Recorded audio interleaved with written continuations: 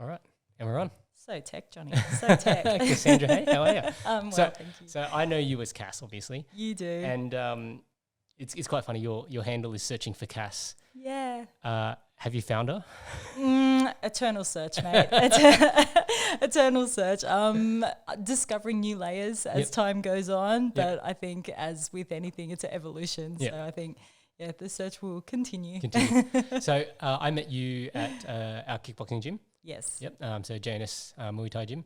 And, we've done quite a bit of training together. And I always thought you were a bit of an interesting person. You know, you're always very bubbly and happy. And at the time, I already sort of knew that you did a bit of hospo and then you were moving into this yoga style thing. And I thought, oh, this is really interesting. Yeah. And so I hit you up about the podcast a while back, and then I hadn't seen you in a while, so I thought, I better reach out and see how you're going. And it's good to catch up anyway, right? Yeah, definitely. Very much so. I'll take these off because it'll feel a bit less formal. So I guess right now you're basically not doing anything.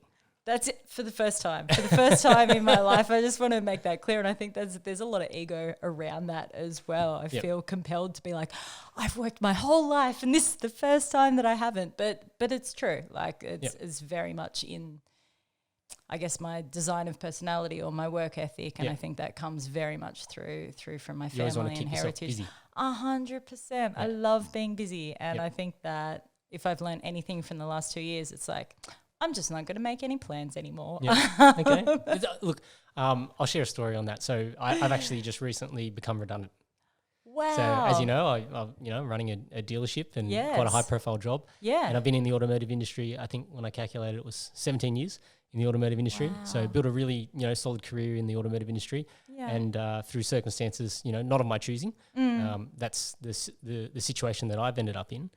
And I guess for me, the part I feel the most remiss about is my team because, for the last 2 years, I've invested my heart and soul into a place, brought people in, invested in them, trained them, done all that. And, it's sort of like it's taken away from you, right? Yeah. But I don't want to, I never try and focus on the negative side of things. Like, of course, the initial sort of emotion that I got from it was, I was pissed off. Oh man, it's going to hurt, But at the same time, I sort of view it's possibly a blessing, right? Because in the same way that when I have to let people go, as a manager or and managing employees and things like that, like sometimes I think by letting that person go, they might find the right thing for them, right? And so in this particular situation, I've been let go, and so currently I'm not doing anything, but it does mean that I now have an opportunity to find something else, right?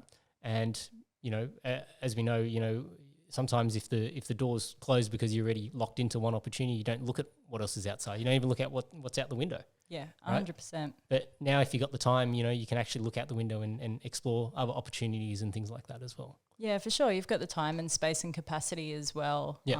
You end up like filtering through all your past experiences and things come to you. Yep. They really do. Yep. But no plans. All right. Well, don't make plans. Let those opportunities just arise. All right. Let's wind it all back and let's go to, your childhood. Yeah. So we're talking just before, and so you're half Malaysian, Chinese, and half, I guess, Anglo, right? Yeah. Like probably 5th generation Scottish, but my dad's Australian, 5th generation Scottish, immigrated. Yep. Someone in the family has done the family history. Yep. I've seen the tartan and the family crest, and that's kind of cool on that side. Okay, yeah, exactly. Yep. And my mum's Malay Chinese, born in Singapore, grew up in Malaysia. Yep.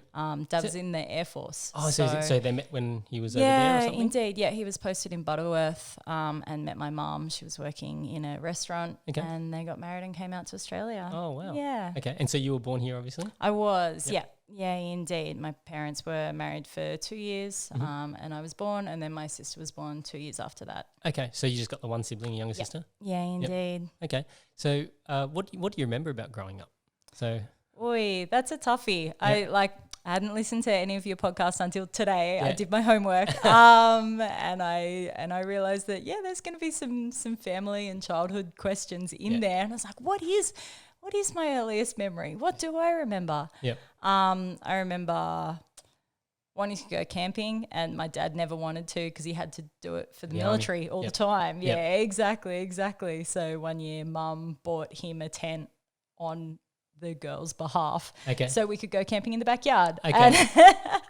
And that happened only when he was away on work exercise, and Okay. we'd still get to go camping in the backyard. Yep. Probably my earliest childhood memory would be like being determined to brush my own hair and Okay. to put it up into a ponytail myself, and just it wasn't perfect, and having a proper tantrum about it. Yep. Hey, but yeah, I think that really set the foundation. It's what I remember as being a kid, like strongly just wanting to be able to do everything myself. Yep. It's like, what do you want to be when you grow up? I just wanted to be an adult. Yep. I just wanted to like fucking be independent Yep. and do everything for myself, not need anyone. Yep. And those kind of perfectionist tendencies Interesting. of really wanting to do it well. I see. Look, my oldest daughter, Cadence, she's a bit like that. You know, like she'll get very frustrated when she can't do something right, Yeah. and then sometimes, you know, obviously it'll lead to a little hissy fit, and you know, I don't want to do it anymore. Yeah. But you know, you can see that she really just wants to do it well, and so it's, you know, when it's frustrating like that, it's not easy, right? Like especially at that age, right? You don't quite have that understanding. The bigger picture. Yeah. You know? Yeah. Right? Like the world's not going to end. Like you're going to develop it over time, Yeah. right? But you know, there's that impatience to be able to do it now, Yeah. just because whether it's another kid that can do it now or someone else can do it now, and then it's like, Yeah. well, why can't I do that? Yeah. And that impatience, I definitely see in my son. Harley's like, you know, the most impatient child out there, you know, like, because I guess he's looking at his older sister and wanting to do everything that she does, but then Yeah. he'll also look at the things I do and want to do the same things, Of course. you know. So you Yeah. know, it's nice to have a mini me, but sometimes it's, you know, it's scary at the same time. Oh, for sure. How old are your kids at the moment? So Cadence is 5, Harley just turned 3, and Eden, she will be 1 at the end of this year. Oh, beautiful. Yeah. That full spectrum of Yeah, like I little got- I people got everything, becoming yeah. little people. Yep. Yeah. And Eden at the moment, like we're starting to see little bits of her personality come out. You know, like she's very. I was telling this story actually to Dan today at the gym. You know, when I hold her on, she has a favorite side. So if I hold her on my left side, she'll use her right hand and grab my sleeve, and she'll be stable, right? Yep. But then if I'm like, oh, my arm's sore, I need to change arms, I flick her over to the other side. Yeah. It's like she doesn't know how to use the left hand. So I hold her here, and she'll be like hanging off, going, where am I? You know, like I'm lost because I don't have the right hand to sort of grab on and and hold herself up. Yeah. But yeah, like I think she's probably going to be sort of like a hybrid between the two. But probably right now it seems like she's got that sort of impatience like Harley does. Like we don't have the barriers up in our apartment at the moment. And the other two had to be caged in because Harley would be all over the place. Yeah. But like Eden, she'll be crawling on the floor and she'll end up like under the dinner table looking for scraps to eat. And it's not like we don't feed her. Like she eats a lot, but then she's just like she's a treasure hunter. Yeah. That's awesome. So, okay, so with a younger sister, having a younger sister, do you remember when she first came into the picture? I'm always curious about this. Oh, I don't think I have memories of my own. I remember people telling you? me these stories, Yep. and so I guess they feel Yep. like memories Yep. of what happened the day that she was born, and Yep. going, like being rushed over to some family friend's house to stay there while my sister was born, and Yep. da-da-da. I don't really remember the dynamic in my family changing. Okay. I actually don't remember being the only child until she arrived. Okay. Just kind of like that. She was always on the picture, in the scene. Yeah, exactly. And I do remember having a lot of kind of disagreements with my parents, being like, I don't like her. Oh, really? Why should I be nice to her? I wouldn't be nice to her if she was another person other than my sister. So why should I have to? Just Yep. because she's family. Yeah. I probably feel deep regret and disappointment in myself Over about that. that attitude now. But yeah, just at the time, it's just like, we're such different people. Yeah. And I think it ties into that. You can't choose your family, and there's huge lessons in that, you Yeah. know? Absolutely. Learning how to get along with different personalities and, Yep. and different value systems and ways of behavior and viewing the world. So were you guys quite opposite growing up? Yeah, very much so. I found things like stinky and dirty, and I was a bit of like a princess. Yep. Whereas she complete was opposite to what you are now. Not in any bad way, right? Like, don't get me wrong. I don't mean that in a negative way. I mean definitely don't take offense to that at all. Like, yeah, exactly. I can go to a fucking Buschdorf and not have a shower for a week, and I'm the happiest person in the world, or at least in a former life to now. Yes. Yeah. But when I was a child, like, I just remember going to the zoo and being like, oh, it's disgusting, it's stinky, I don't want to touch any of the animals, and going to the beach and just crying because I didn't like the texture of sand. Yeah. Now you can't get me out of it. Yeah. But my sister was the opposite, like proper tomboy. Oh, she was always into absolutely like eating snails and things. Okay, I don't think you're supposed to. Not if they're raw and not cooked. I think you can actually like die from that. I think so, but she's pretty fearless. I'd still consider her pretty fearless as a person. But as a child, I just remember she was into it. Everything. Yeah, absolutely. Yeah. And then with your dad in the military, does that mean that he was in and out of home quite a lot? Yeah, indeed. Not as much as other military families that I know of. Like we stayed in the one place. Yep. He was based in 2 different Air Force bases when I was growing up. Yep. So where was that? Sorry. But in Glenbrook and then in Richmond. Okay. From memory, but my parents chose to buy a house so that we wouldn't have to move around. We'd have that stability. Yep. And he requested to stay in the same place. Okay. But then, my parents got divorced when I was 12. Oh, wow. So, after that, he moved around a lot. But before that, I'd say he was around for probably like 2/3 of the year. Yep. He would be around. Yep. Yeah. But, working full time and kind of a distant person in our family, even though he was physically there. Yeah. So, yeah. Yep. Okay. Was there any particular reason why? Do you know why your parents broke up? I don't. I do know that he spent 6 months in Cambodia. Yep. In the period directly before my parents got divorced. Okay. And my memory of that time is him coming back and being quite different. Okay. Like before he was reserved, now he was withdrawn. Oh, wow. And he came back and didn't drink anymore. And then, my parents had. What do you mean by didn't drink, like alcohol? Exactly. He wasn't a big drinker beforehand, but socially would drink. Yep. But then I don't know why, but it's really stuck in my mind. If he came back and was like, he doesn't drink anymore. Doesn't drink was at he, all. Was he a health conscious guy or? Not that I remember. I don't remember him going to the gym or he never pushed sport on us ever. Okay. We didn't have to do sport with him or outside of the family unit as you usually would as like an Aussie kid. You got to do your weekend sport. All of my cousins had to, but we did dance instead. Okay. There's nothing wrong with that. Dancing is a good base for martial arts too. Yeah, it is. Yeah. It is. It's not great for catching a ball though. No. I still close my eyes if someone throws a ball at my face. But a fist on the other hand, I'll catch that. Yeah, with your face too. Okay. So did that, I guess from that perspective, did that have any sort of impact on you? Like I know you're saying that, he was already sort of not quite there in the lead up to it. Yeah. But I guess, at 12 years of age, like you're in the throes of puberty, hormones, all that sort of stuff. Yeah, just going into high school. Yeah, did that have do you remember any sort of impact on your personality or how you felt about life and the world?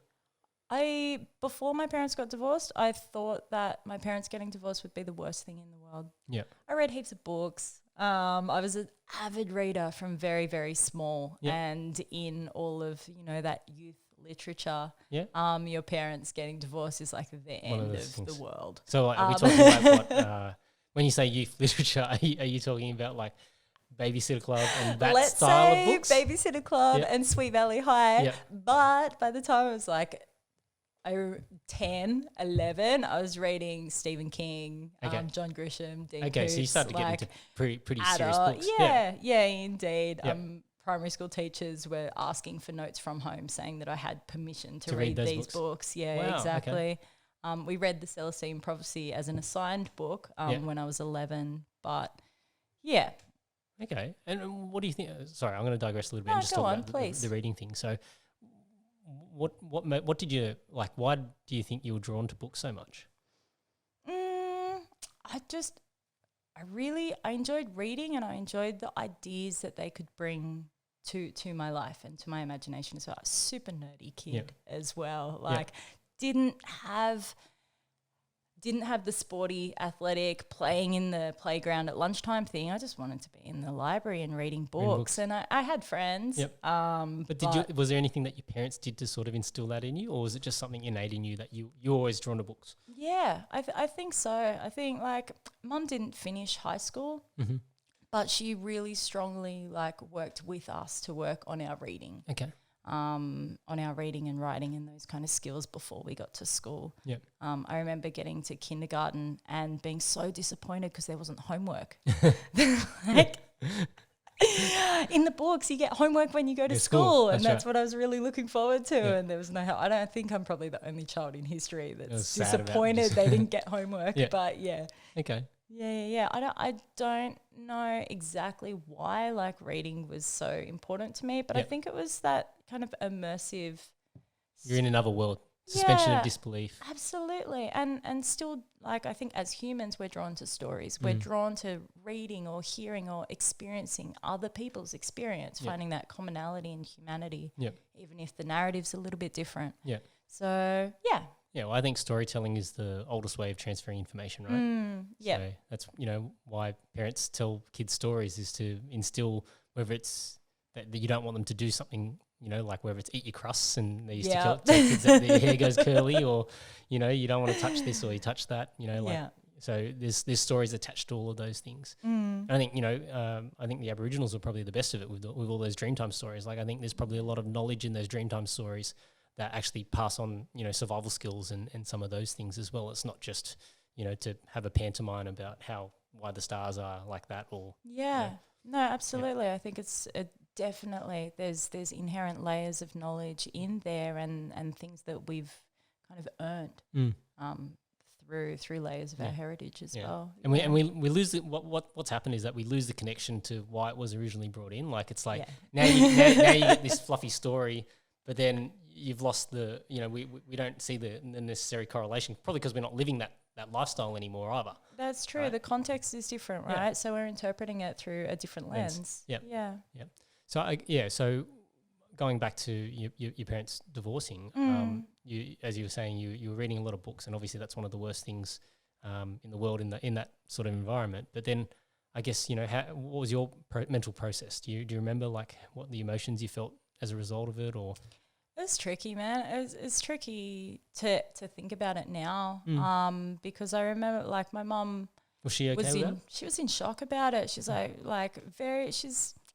she's changed now. She's softer. She's 67. Yeah. And at the time she would have been 42. Yep. So some time has passed, but in those times when I was growing up, and probably until 10 years ago, very reactive, very strong, very emotional, like cupboard slamming, chasing you around with the wooden spoon, that type of mom, like wasn't scared to express her disappointment, no matter what the context was. Yep. So that separation, which was a big shock to her, she didn't see it coming. I remember her just asking like, why are you doing this? It doesn't make sense to me. Give me a reason. Did you have an affair? I just don't understand what is happening.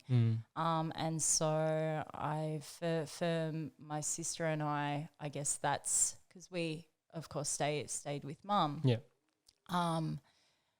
That was the lens through which we saw my parents' separation as well.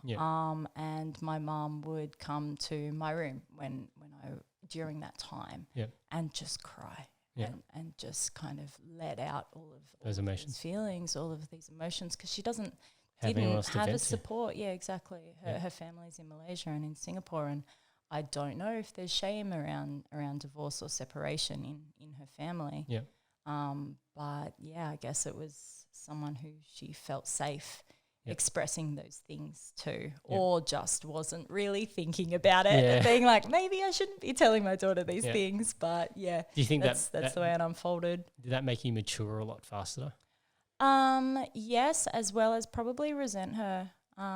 Resent her later moving forward as well. Just being like, that's not fair. It's not really fair to put on a kid. Yep.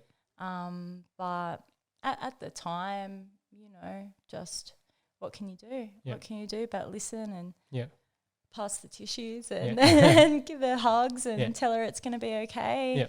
Yeah. Even though I had no way of knowing that. Yeah. I guess it is. Yeah. She's pretty resilient, you know. Yeah. After that, raised me and my sister on a very low income. Yeah. Hadn't worked until that time. So Wow. yeah. Okay. So then that would have also meant that, you know, for you would have been used to having mum around, and then suddenly mum's got to go to work, and now you're probably in charge of the household when she's away, right? I guess so. Yeah. I guess so. Like I actually, that's the point when I started cooking. Because mum wasn't that she was busy. She was like, I don't see the point. Your dad's not here. There's not another adult to feed. You know, So what will she feed you guys then if she's I don't even know, You don't remember? to be honest. But I do remember, like, she just stopped cooking any Asian food. Okay. She'd just done that for my father. And now, like, because before that, we ate rice, like, for every meal. I was so jealous of all. Now I'm super appreciative of, like, having rice, meat, veg, a full, like, well-rounded, Meal. super tasty meal. But at the time, I was like, friends are eating pizza. I don't even know what that tastes like. You feel like you're missing out. 100%. Again, in books and movies, people don't eat rice. Yeah. Okay. That's an interesting point, right? Because I think, you know, growing up in a Western country, especially at our age, right? Like when we were that age growing up, there isn't a lot of Asian faces and representation. And that's something like everybody's like talking about it now. You know, I have this sort of, I think it's a two-edged sword. You know, and the reason why I say that is because, look, you know, I've been fairly successful in my career as an Asian guy, and I guess, you know, I was having this conversation with one of my childhood friends who we grew up together and went to, you know, the same primary school, and I was like, but if somebody like I don't look at that as being successful for an Asian. I look at it as, if anybody did what I did, if you're not successful in my industry, then there's something wrong. Like, something has to have been fucking wrong. Yeah. Like I didn't really give myself any choice but to be successful. Yep. Right. And so, you know, I think it's nice that people can have role models, and I think it's important, right? You need to have role models, and it's good to be able to emulate people and I guess, you know, from a cultural aspect, you know, seeing people that look similar to you achieving great things. I'm not against that. I think that's great. But I think, you know, at the end of the day, part of achieving those great things always comes down to just working your ass off. Yeah. Right? So, you know, I don't like the complaining side of it, like where people complain that, hey, it's not diverse enough or whatever. Yeah. You know, I don't know. Like that's my initial sort of feelings on it. Like I just think, and maybe that's like, you know, in Asian culture, right? Typically you just work. You know? Like my parents worked so hard, and that's what they valued. Like for them to think that, and look, I don't dispute that either. Like I think for my parents coming to Australia as first generation migrants, for them to feel like they're doing the best thing for the families to work. Yeah. And so because of their sacrifice in working, it probably means that my relationship with them isn't as close as, you know, when I see some other families where, you know, the kids are really close to their parents. But I have a different appreciation for my parents. Yeah. Because their sacrifices in working has allowed me to have a better relationship with my children. And it's not because, you know, I want to give my children something that I didn't get. It's just because I'm fortunate enough to be in that position to I'm not operating at the bottom of this pyramid where all I'm worried about is survival. I'm allowed to now think about, you know, well, what's important to, I guess, you know, helping my kids be the best that they can be. And look, reality is that, you know, I probably didn't get as much attention as I probably wanted, but I turned out okay. Yeah, right? I reckon. So it's, you know, it's one of those things too, right? Like, you know, you can't have everything the right way. No. Yeah. Absolutely. And what is right and what is wrong. Yeah. You know, it's just about having, again, that comparison to other people's experience. Whereas just bringing it back and looking at what you have and that idea of gratitude is huge. And I think especially when you have direct role models like your parents who have worked so hard in spite of it all or because of it all. Yeah. It doesn't really matter the reason. But yeah, I think that coming back to this idea of representation. Yeah. I think that it is beautiful that there's a new appreciation of needing to see, and this phrase of like, if you see it, you can believe it, just opens up your idea as to the imagination and possibility. Yeah. But I don't think it's, an essential thing. Yep. Yeah. Yeah. Like, I think at the end of the day, people can be successful no matter what, right? And it's great that I think, there's a group of, or category, I wouldn't say category, like there'll be a whole range of people that will see those things. And it's just like, the example I guess I can liken it to is when they broke the barrier for the 4 minute mile. So running a mile in 4 minutes, right? Yep. So before that, everybody thought it was impossible. And then when the first runner did it, I can't remember his name, but the story is basically when the first runner did it, then basically everybody was doing it the next time around. So it's the same thing from that perspective, by seeing, having, I guess, representation, people seeing it out there, it's going to lead to the next generation of people, right? Yeah. So, I think that's always a good thing, but I think, you can never take away what is at the core of that, right? So the core of that is the work ethic that got somebody there. Yep. So all those Asian faces that you see on the screen, they're there not just because of diversity, they're there because they work their fucking ass off, right? Yeah. So that's the reality that lives behind any sort of success, is the hard work behind it. So I don't want to like belabor the whole divorcing, but I am curious just about, because you mentioned resentment, right? Yep. So I guess what I just wanted to understand a little bit more about, what was why the resentment, and then I guess has that now since changed into, I don't know, something else, like, are you more grateful now, or do you look at it from a different angle now? I guess so. I think it's gone through stages, and I think a real appreciation is when you get to an age where your friends are having kids, and you're at an age where the social convention is to have kids. You're like, wow, parents are just people, and they're just doing their best. Yeah, to try and work it out. Exactly. There's no handbook. Exactly. And it's like I think about how I've reacted to breakups, to relationships that haven't worked for me, that I haven't understood, and how I've reacted to that, and who I would have vented to, and the like. And I don't resent her for doing that. I feel like she didn't have a choice, and didn't have anyone else. And I guess that, I feel good that she felt safe to come to me, and felt that I was mature enough to be able to hold that space for her, for sure. But there are moments where I'm like, that's not fair for a kid, but who knows? I don't hold it against her at this point, nor do I hold it against my dad for leaving at that time. And I think it's something I've been speaking about with my friends in recent times. Just like, how do you manage the relationship with your parents as an adult now, when it feels like the roles are reversed? And whose exactly, and whose responsibility is it to heal the relationship that you have with them? Because there's the child of you being like, that's not fair, they're my parents, they need to fix it, because that's what you parents do. But then the flip side is, we're a new generation, and we have grown up with different opportunities and different awareness, and we've inherited the knowledge and awareness of all of our ancestors. So maybe it's our responsibility, and do we even need to change it as well? Maybe it's just we're comparing ourselves to other people's relationships with their parents, or this ideal that may or may not be appropriate for your own relationship as well. So finding either acceptance or a way of healing it, but trying to move past that resentment. Okay.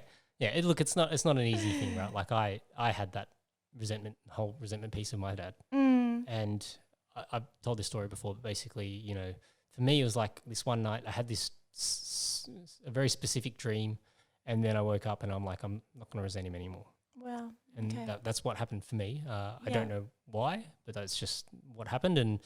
And so, I had a conversation with him and in the car, and I told him, look, I don't hate you for it anymore, but, I can't forget it, right? And at the end of the day, but like, I'm not going to the only person it's really hurting now is me to hold on to it. Yeah. So like it is what it is. Like I just sort of left it after that. Yep. And look, you know, I have an amicable relationship with both my parents now, and you know, I don't, you know, I guess the way I look at it is I try and look at it as for what is the lesson for me out of this, right? So if I learn something from that experience to not make that same mistake, or not become, you know, what I don't want to be, right? And like. Oh, perfect example is like when my kids are doing things and I get angry, right? And it's like you raise your voice, and then like when that happens, I'm like, you know, I go and sit in the corner room and I'm like, holy fuck, I sound just like my dad, right? And it makes me very, I guess there's an awareness to it, right? I don't want to go down that pathway, right? And but I can, on the same time, in the same token, I can also now understand why he would get like that, right? Oh, absolutely. So you know, I get this sort of different appreciation for it, but I do try and hold on to those lessons that I think that it taught me in terms of, you know, not wanting to go down that same pathway and view the world the same way, right? Yeah. So, you know, I guess the things that he didn't, and it's not to say that from his perspective, perhaps he did value it, but he didn't value it enough to do the right thing from a third party's perspective, right? They're the things that I think are very important to me as a result of that, right? But yeah, anyway, we can sort of move on from that topic. I've sort of, you know, we sort of beat it to death. Let's go back to school. Okay. So I guess, you know, for you, what was, do you remember much about primary school? Yeah, I do. I went to 2 different primary schools. Yep. I had a lot of opportunities. I went to Penrith South Primary School, which is just a classic public school. Yep.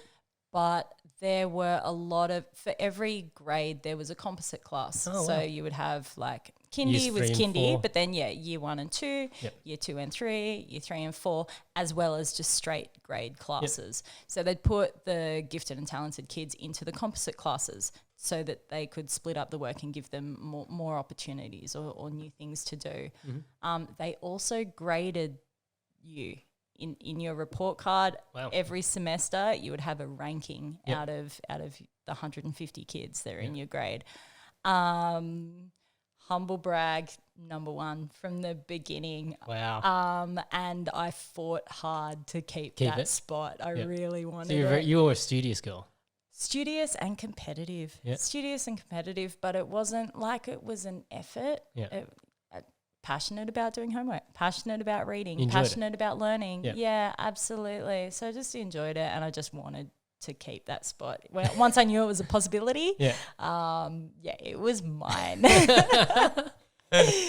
And as a result of that, just a massive dork and had close relationships with all of my teachers as well. I think as a teacher, I'm sure it is an element of rewarding to have a student who wants to work and wants to ask you questions. Maybe probably annoying as well. You probably want to have your own lunch break.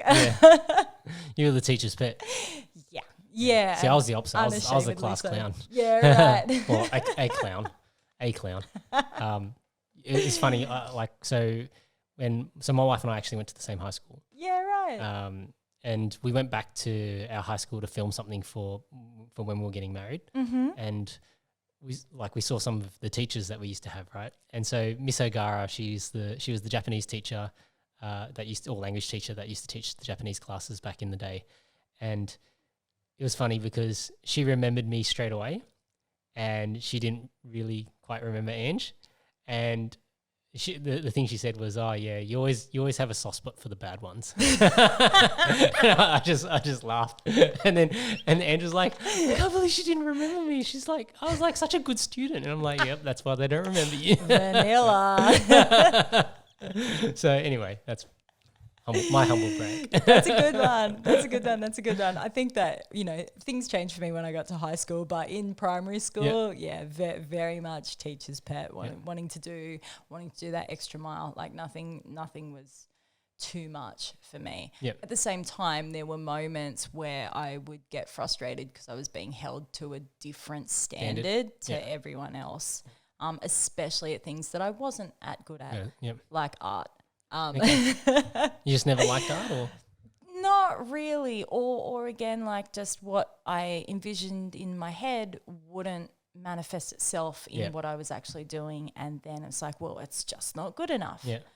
It's just not good enough, and that frustration in myself, and then being held to, well, you should be able to do better than that. Yeah. Like, well, that person's is a bit shitter than mine, and they're getting like a big sticker on it, you know? Yeah. So, yeah, I don't know, these ideals of fairness and equality have definitely underpinned a lot of my thinking from a young age onwards. So did you do well because you mentioned 2 primary schools? Yeah, indeed. So the second primary school? The second primary school was KPS Kingswood Public School, and they had an OC program, so okay, so that's why you opportunity went class. Yep. Yeah, exactly. Yeah, you're one of the smart kids. I didn't get into OC. Yeah, right. No, not good enough. Oh, mate. I'm sure you were good enough on a different level, you know. But yeah, we moved over. I moved over to KPS for opportunity class. Yeah. Did you manage to keep your number 1 ranking there? I did keep my number 1 Wow, look ranking at you there. go. Yeah. Okay. Graduated with ducks of my primary school. I don't even know what that means, but yeah, exactly. I got a trophy that counts for something, and it was a surprise because the competition in that class was intense. Yeah, absolutely. But very progressive teaching. Yep. It was, as I mentioned, like we studied Celestine prophecy, we did philosophy as a subject as an 11-year-old. Yeah. Which was quite different at that time. Okay. And so did your parents, at the time, right, did your parents push you with any tutoring or after school? No, it was all just... Not at all. The only after school activities I had was dance. Wow, okay. But yeah, didn't do any extra schoolwork outside of that. Yep. Yeah. And just kind of didn't really get our homework checked, and it was just like, just do your best, just keep going. I'm sure that you'll do well. Yeah, wow. And that was it. Yeah. So you just had your own internal drive to want to win it, essentially. Yeah, absolutely. Yeah, cool. Yeah, for sure. Okay. So then when you went to high school, so what high school did you go to? Penrith High. Penrith High, okay. So Penrith High, which is a academically selective high school as well. They've got a strong sports program too. Yep. So I think with most selective high schools, they have a very strong academic bent, but then if you have like a strong extracurricular activity that you're quite talented at, they'll nurture that as well. Yep. So yeah. Okay. And so you mentioned obviously things changed when you went to high school. So I guess how would you describe yourself in high school? Like what was different? I guess growing up was part of it. Yep. My parents' divorce was part of it. Different social circles as well, and I guess I think I didn't feel self-conscious at all in primary school. You know, I had this really strong certainty or sense of self. Yeah, exactly. And it doesn't matter like if I'm cool or not cool or like what my values are, whatever. I was just me. Yeah, exactly. I just want to win. In high school that shifted, and I'm not sure why. I think it started to play into those stereotypical social circles in high school. Yep. You know, like just like in the movies, just like in the books, you've got like your jocks and your nerds and the different geographic areas as well. Yep. And yeah, that first year of high school, because students were coming from so many different areas, the classes were set up according to what geographic area you were in. So the idea is you travel together if you have to travel to school, right? Yep. So you'll recognise fellow students on the bus or the train and create social circles in that way. Yeah, exactly. Yep. It does make sense. Unless you'd moved out of your area to go to a different primary school. And so all your friends from primary school are in totally different classes as well because they'd had to travel too. Yep. So, yeah, I ended up being in this class where I didn't know anyone except for my rival from my original public school where he and I would like vie for that first spot. Yeah, exactly. So that rivalry could continue for a little while. Yep. But, yeah, I'm not sure what shifted, but over time it went from really wanting to achieve and getting great grades to just losing a bit of interest or passion for learning, not having strong relationships with teachers anymore either. I think that maybe I was losing a connection to the content that was being taught or the way that it was being taught. And, you know, the principal changed and a lot more discipline came in. There was like, you have to have the right uniform, you have to have the right shirt. And I just don't believe in that shit, really. Okay. Yeah, I know, for someone who's like, I love rules and I want to do things the right way and be perfect. At some point I was like, my grades are good, stop hassling me. And I guess that idea of fairness and equality, being like, I'm poor, like I can't afford the new uniform. So I'll go the opposite way and I'll go to the uniform pool and I'll find the uniform that was like 2 uniforms before and I'm going to wear that because it's still the official uniform. Like, that the type of thing where as a teacher you'd be like, you are so frustrating. Just follow the rules. But yeah. And then like I got my first job when I was 4, as soon as I could. So 14 and 9 months. And what were you doing? I worked at Coles supermarkets, the local supermarkets, as a checkout chick. 3 days after school and then both days of the weekend. And then so I met a lot of older people. A lot of older people were my colleagues. And I had spending money. And gave you independence. It gave me independence, absolutely. But then I started spending that money on things that a 14-year-old probably shouldn't. And I had older friends who could buy it for me. So, started drinking, started smoking cigarettes. Soon after, started smoking marijuana. I think that's where things started to get like my motivation for doing fun activities definitely went up as opposed to like studying business studies and legal studies and economics. So, a couple of things I want to sort of unpack there. So, was part of the drive for you to get a job because of your family situation where your mum's obviously trying to support the two of you? The honourable thing would be to say yes, that I wanted to support my family. But the real reason was you just wanted some spending money? The real reason was I wanted to be an adult, and that's what adults do. So in order to have my independence, I was a terrible saver. I wasn't saving for anything. I wasn't giving that money back to my mom. I wasn't like, didn't have a lofty goal of if I get to this amount, then I'll have a car and I'll be able to go and do this on my own. It was just like, wanted to buy stuff this is what adults do. Yeah, exactly. So I was living week to week on my shitty, but I was earning $5 an hour. But at the time, like cigarettes were maybe less than $10. Exactly. You could buy Passion Pop for $4. Like I think that was my motivation. It's just like, I have the work ethic, let's go. I just so you basically to fill just in work my time. all week to then go and spend it on you know, cigarettes, alcohol, and maybe some weed. Absolutely. and I think just having spare time didn't feel comfortable either. It's like, well, I've got some time, what can I do? I'll go get a job. Okay.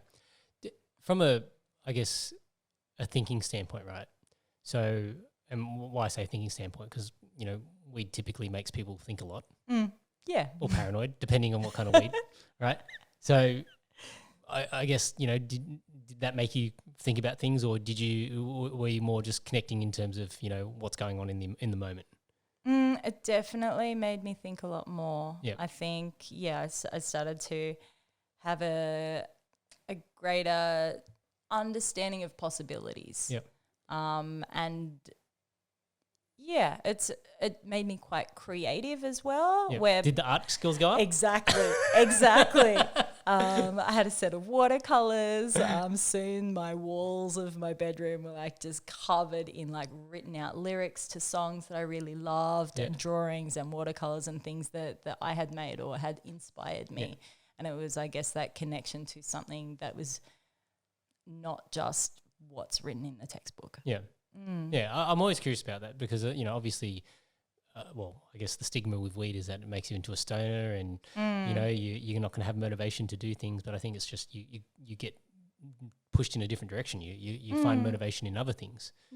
Or whether it's, you know, you self-analytical or critical or paranoid, that's one of the side effects, or you get, you know, overly creative and blah blah blah blah. Like I think everybody's experience is a little bit different. But I'm just curious because obviously from such a young age, right? Like, do you feel like there was any negative impacts of it? At the time, no. Yeah. At the time, definitely not. I was like, I don't understand why people say that this is bad for you, like, or that it ruins your motivation, or that it's bad for your health. Yeah. Like, I feel great. I can do anything. Yeah. With especially in those like grades 10, 11, 12, just be like in class stoned most of the time. Yep. That continued into uni as well. I'm not going to lie. I had a very long smoking career. And I didn't feel, I was like, I feel like a normal person. Yeah. This doesn't have any effect on me, except I feel almost like I can operate better. Yep. I think that in hindsight, maybe that's not true, but who knows? Yeah. Without So what being in that what moment. makes you say that? I'm just curious, you know. I guess probably later there were some mental health things that came up for me. Okay.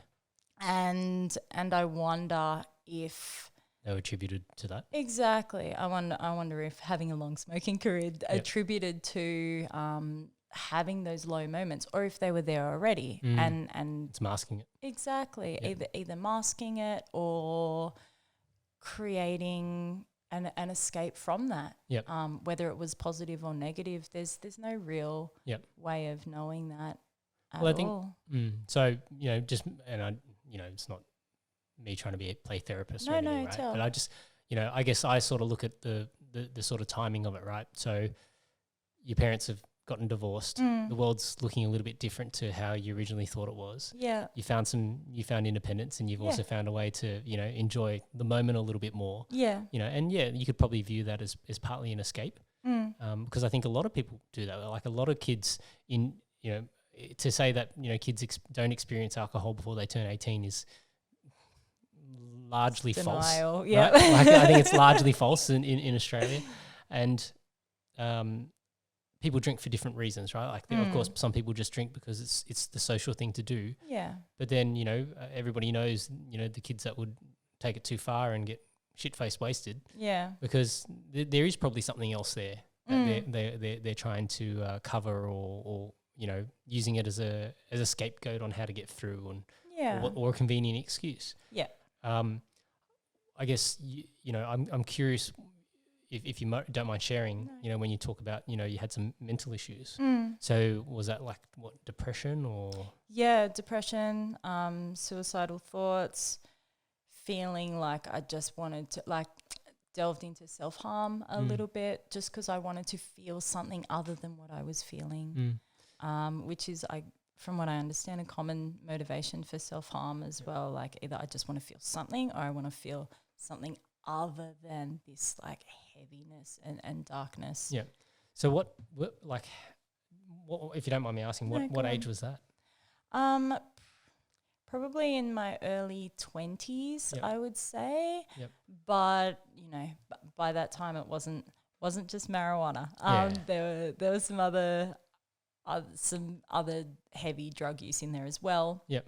I mentioned I started drinking when I was younger, but I became alcohol intolerant by the time I was 18. Wow. Like, I'd put that Too much. So your liver couldn't take it anymore. Exactly. I put that much load on my body that it would just make me sick. Just Yep. having a sip of alcohol would make me so sick.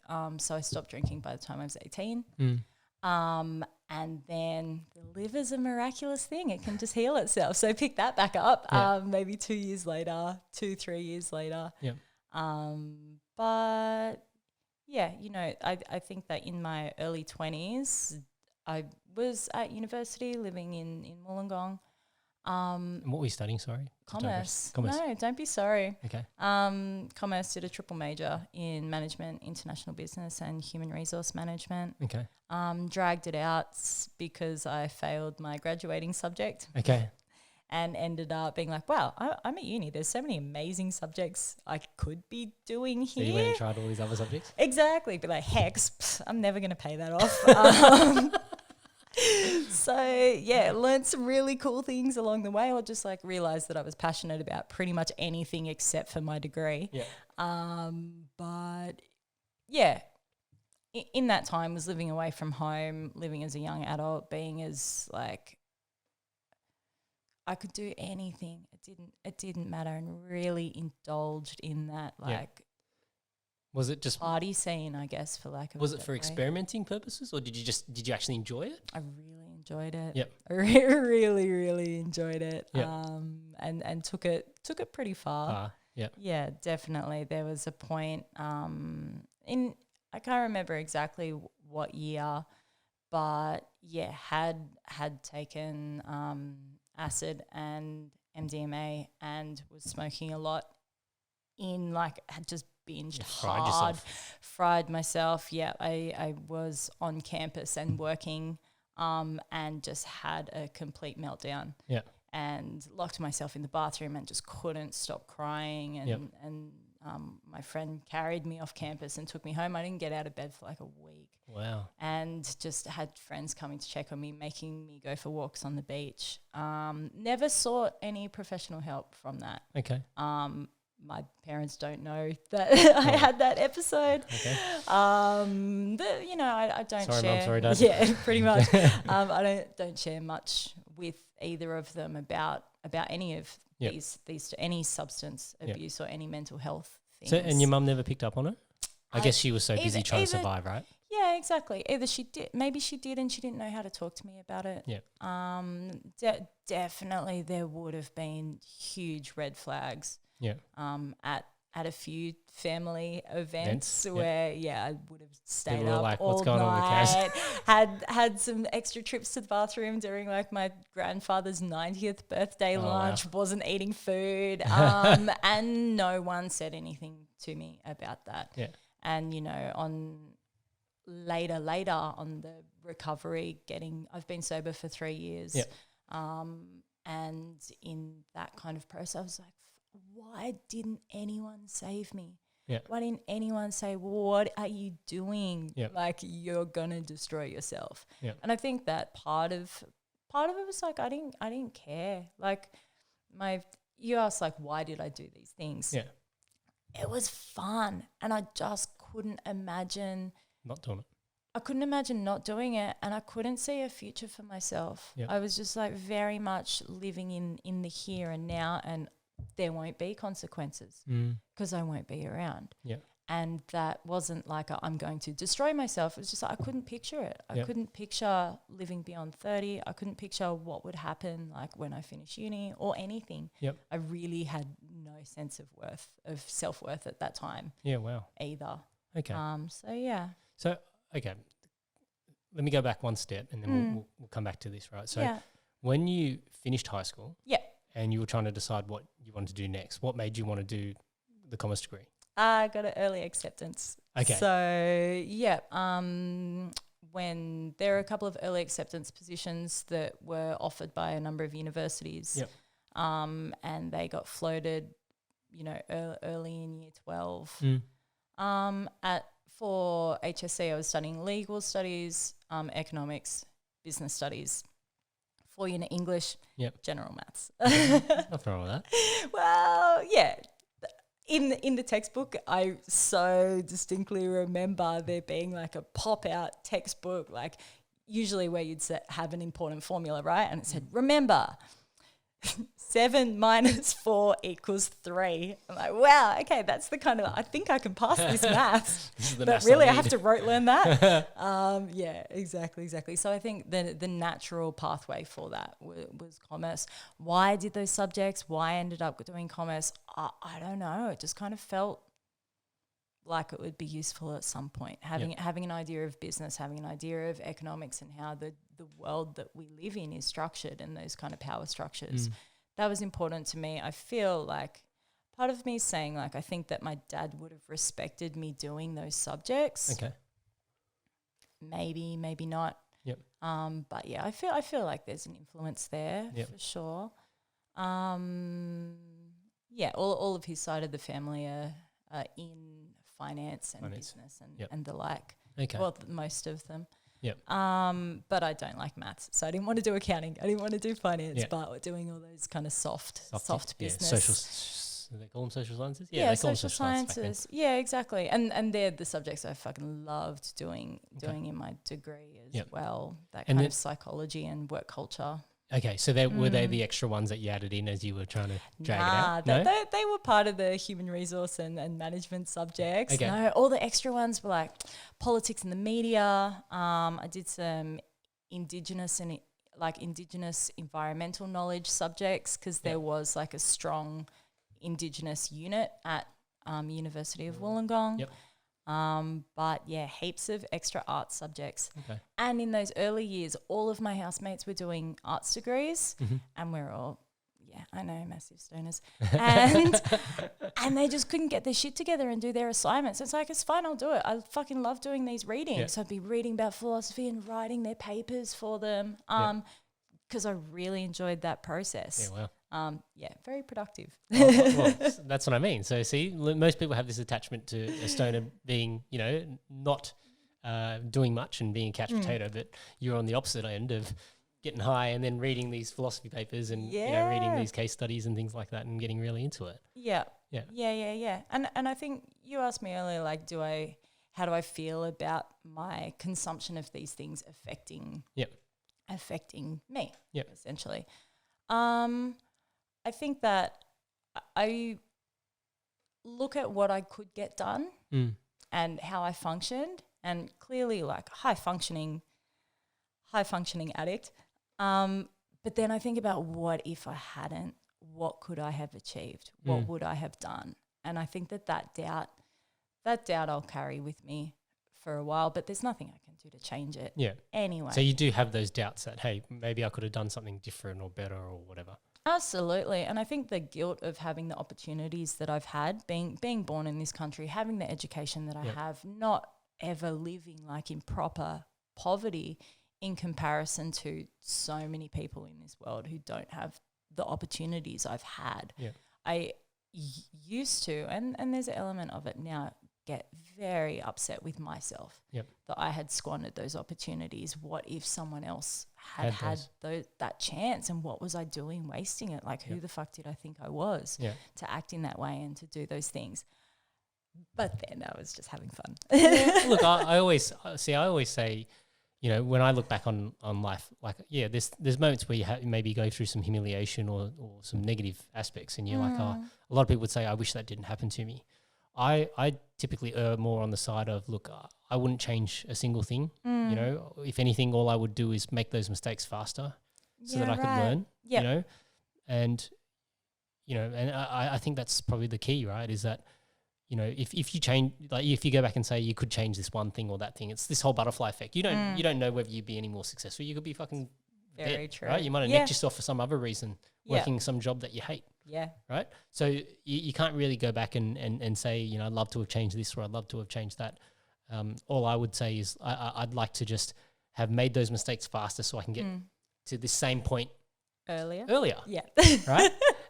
Because, you know, I guess, you know, I'm fortunate enough to be in a fairly good headspace, right? Yeah. Like, you know, I typically try not to look at my life with any sort of dissatisfaction. At the end of the day, what is there for me to be dissatisfied about? Yeah. It's like, sure, you know, I just lost a really, you know, good paying job in a company that I was very happy at with people that I loved and employed, you know. Yeah. So yeah, I could be 100% dirty about that and upset about that, but you know, from that perspective, I look at it from the flip side and go, okay, at what other point in my career have I had time to not be at work? Yeah.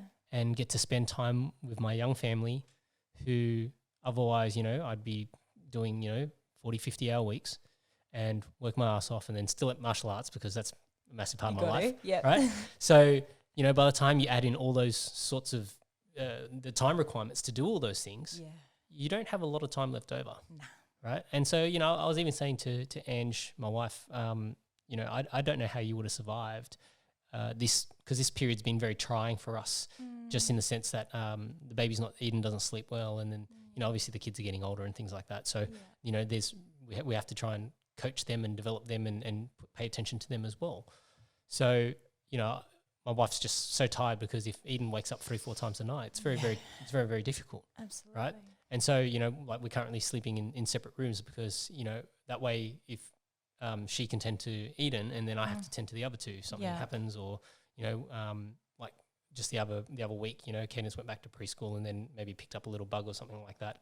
And so she wasn't feeling well. Yeah. And then it's like, okay, so then, I had to go and sleep with her and make sure she's okay. And so it's like, it's this balancing act. Yeah. And, would I change anything? No. Like I love having 3 kids, and they're also different. Yeah. And so, a lot of people will be like, oh, I'd love to have this and that. And it's like, well, no, I'm grateful for what I've been given, right? So, I always look at it from that perspective. So I don't think that you should have, if you do have regrets over that sort of stuff, I wouldn't.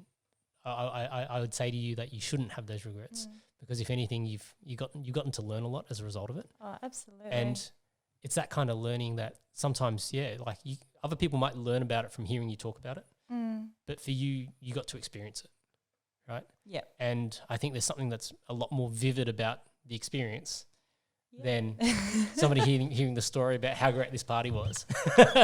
You got to have the party, right? Absolutely. So, and I love telling stories Yeah. about the parties Yeah. too. Very true. And look, I really have tried to instill in myself from a young age, no regrets. Yeah. Just no regrets. Have curiosity to think about it so you can learn from that and to grow from it. But yeah.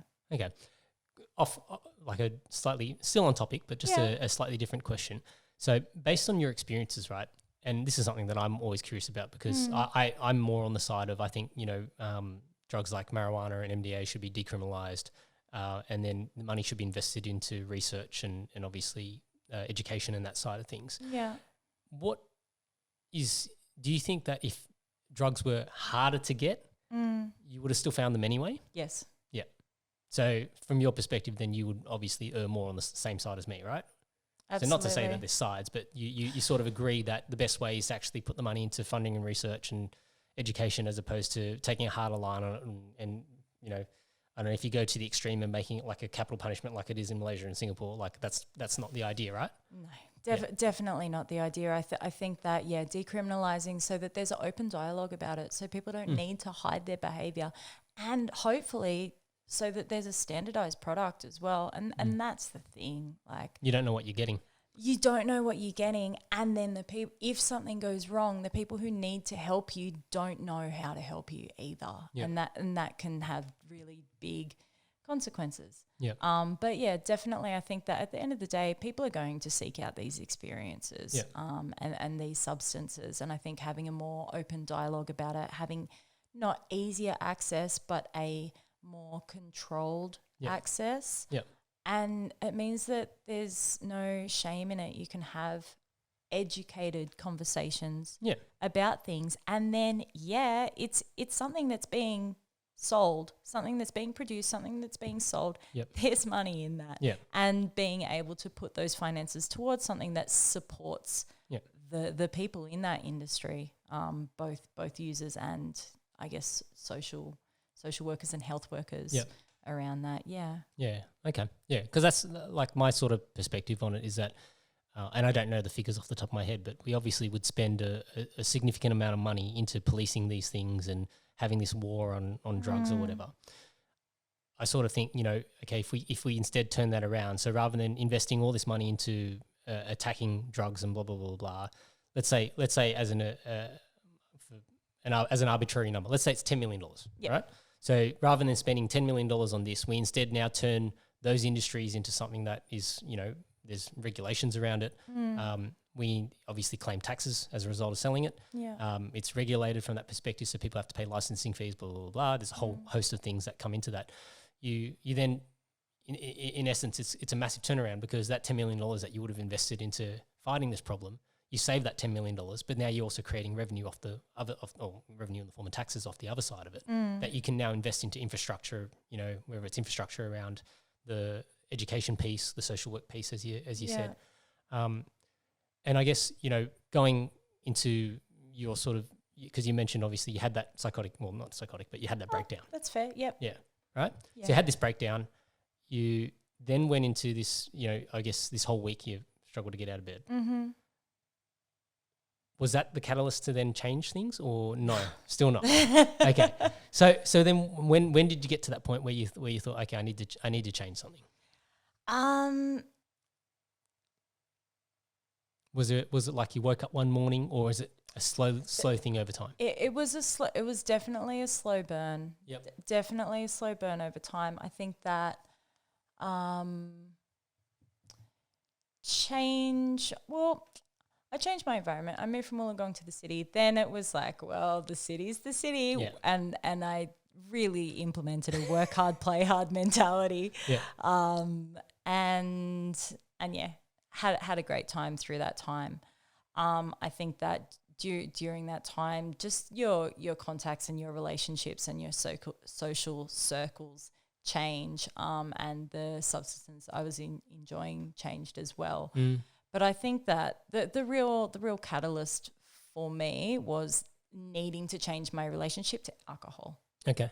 And through that, through really needing to address what I would consider a really toxic relationship with alcohol, which is the most socially accepted of all the drugs that exist.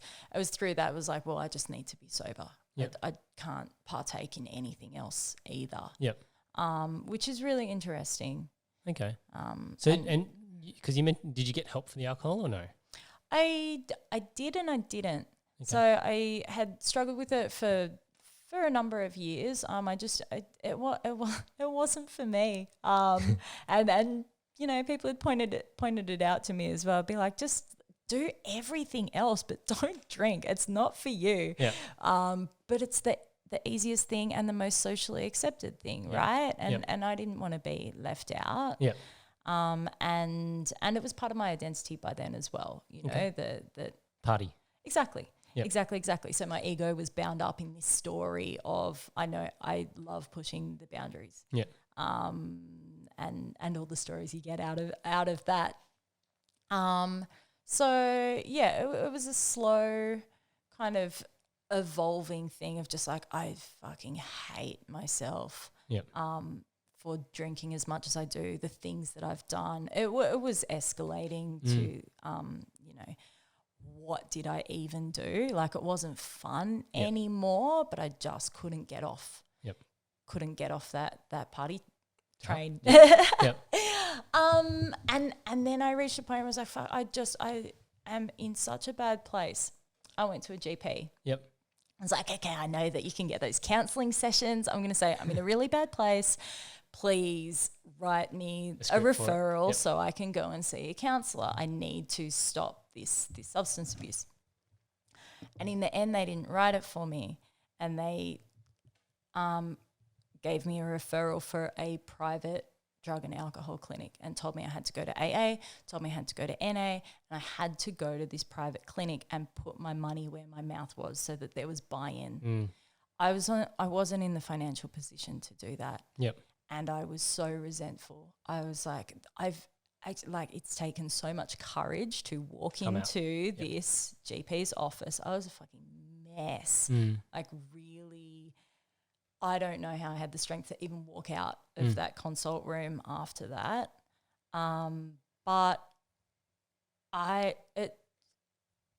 guess I'm not resentful because it did create a change in behavior. I was like, I'm not doing that. I'm not sitting in a room with other people saying, oh, boo-hoo, I like to party. Like, people have real problems. Yeah. And that's what I felt. I was like, I am not doing a group thing. Yep. I am not paying to go to private rehab. I'm not. But I have to make a change. Yep. And so that's what I did. Okay. And so then how do you go about making that change? Like, do you start Googling on the internet or? Yeah, pretty much. Yeah? No, I was just like, okay, well, I'm just going to do it. Oh, really? I'm just going to do it. And it was really isolating.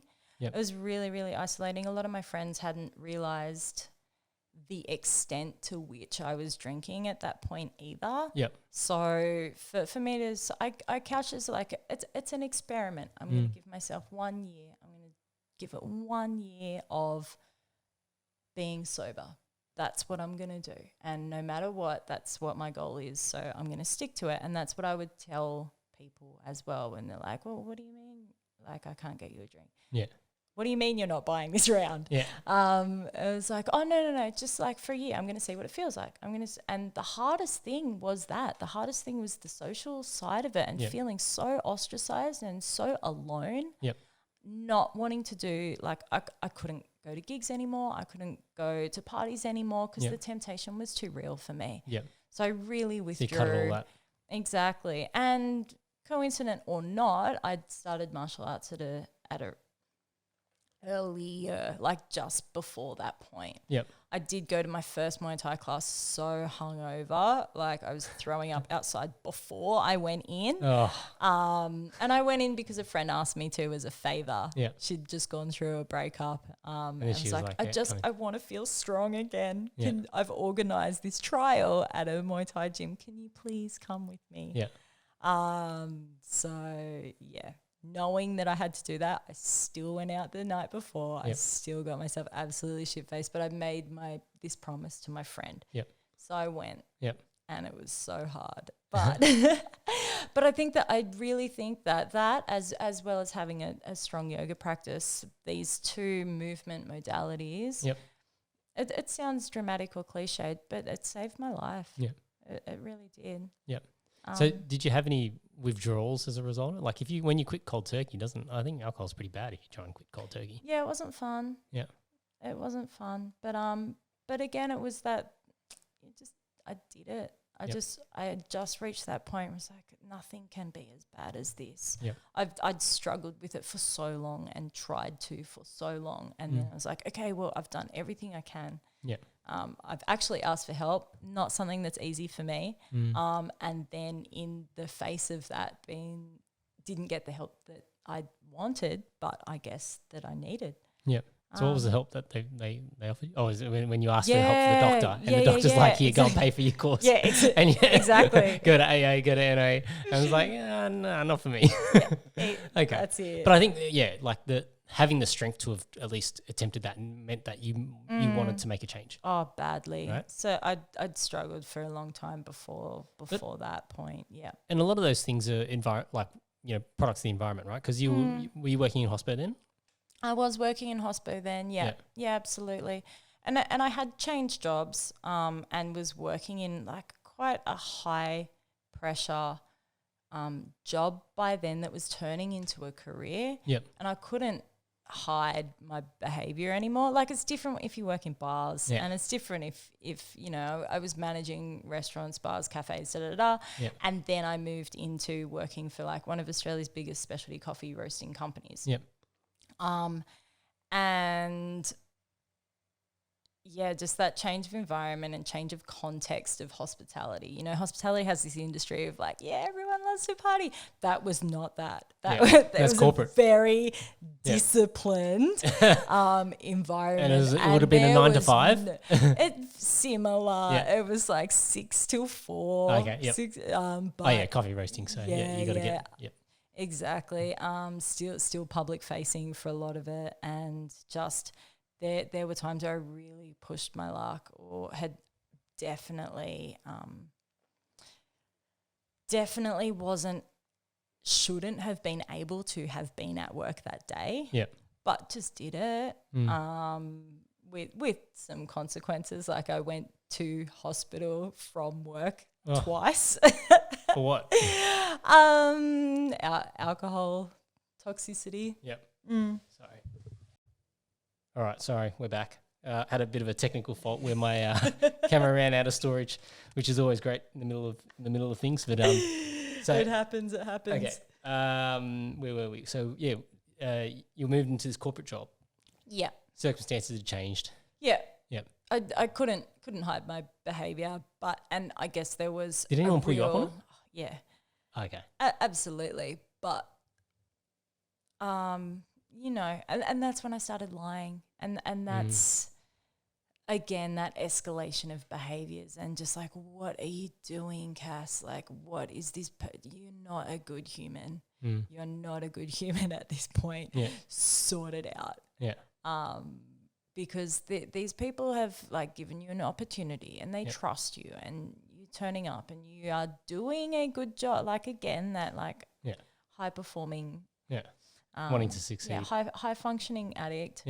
For lack of a better way of saying it, I remember having not an argument, but like a a moment with one of the higher ups, and he's like, what is going on? Like, you know that this isn't acceptable. And it's like, I know I'm in such big trouble. Like, I promise I will seek help from this moment. This is my promise to you. I know it's not good enough. I'm doing it. But also, aren't I really good at my job? All right, technical glitch number 3. All right, if there's a blank spot in the video, I apologize. Out of storage. Anyway, all good. Let's carry on. So what we're saying, we were talking about, so your work people had started to pull you up, and then you started lying. And then I started lying. And then there became this moment of truth to be like, I promise I will seek help, but also I'm really good at my job, right? Like, you thought that would cover it. All things aside, like, I'm killing it, right? Yeah. And I'm like, well, yeah, but that's not the point. Yeah. I'm like, okay, well, that's all right. Okay, at least I'm doing good in one area of my life. Yep. And then I guess I went through periods of sobriety after that. I didn't maintain sobriety from that point, but in that moment of promising my higher up that I would seek help, realizing that I was lying badly, making really bad life decisions, really unsafe life decisions. That's when I went to see the GP. Yep. And had this like very determined attempt at sobriety. Yep. And then, I changed my behavior quite a lot. Yep. And then there were periods when I dip in and out, but I never got back to that point. Yep. Again. So from like being like sober, not touching anything, not even having like a cold and flu tablet, even like that's kind of important to me. Even like abusing cold and flu tablets, that's where I was at. So that bad. Yeah, indeed. So proper sober for 3, almost 4 years now. Okay. Yeah. So let's talk a little bit about the yoga and let's talk about the yoga and the martial arts, because I think the yoga was probably something that helped you to get out of hospital, right? To an extent. Working in a yoga industry definitely was like, okay, I'm gonna change. I'm moving out of hospitality. I want to do something that's aligned in my values. Yep. But I've practiced yoga for probably 11 years. Okay, so you were always doing yoga. Well, not always, but for a long time, yeah, absolutely. And again, like how did that fit in with the rest of the stuff that you're putting into your body, right? Like, because isn't... Well, that's the best bit, right? Like my first yoga class was at Fitness First on Oxford Street. Yep.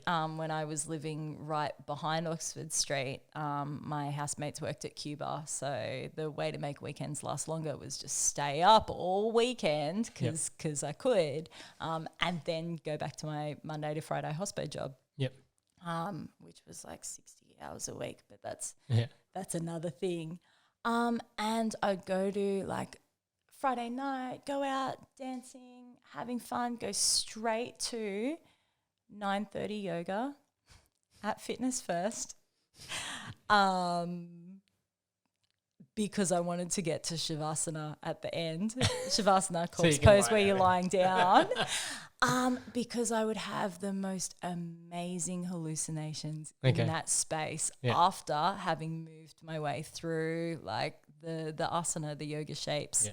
In the like 45, 50 minutes before that, like getting to the end, I just felt this like clarity and sense of self. And then my mind would take me on these amazing journeys.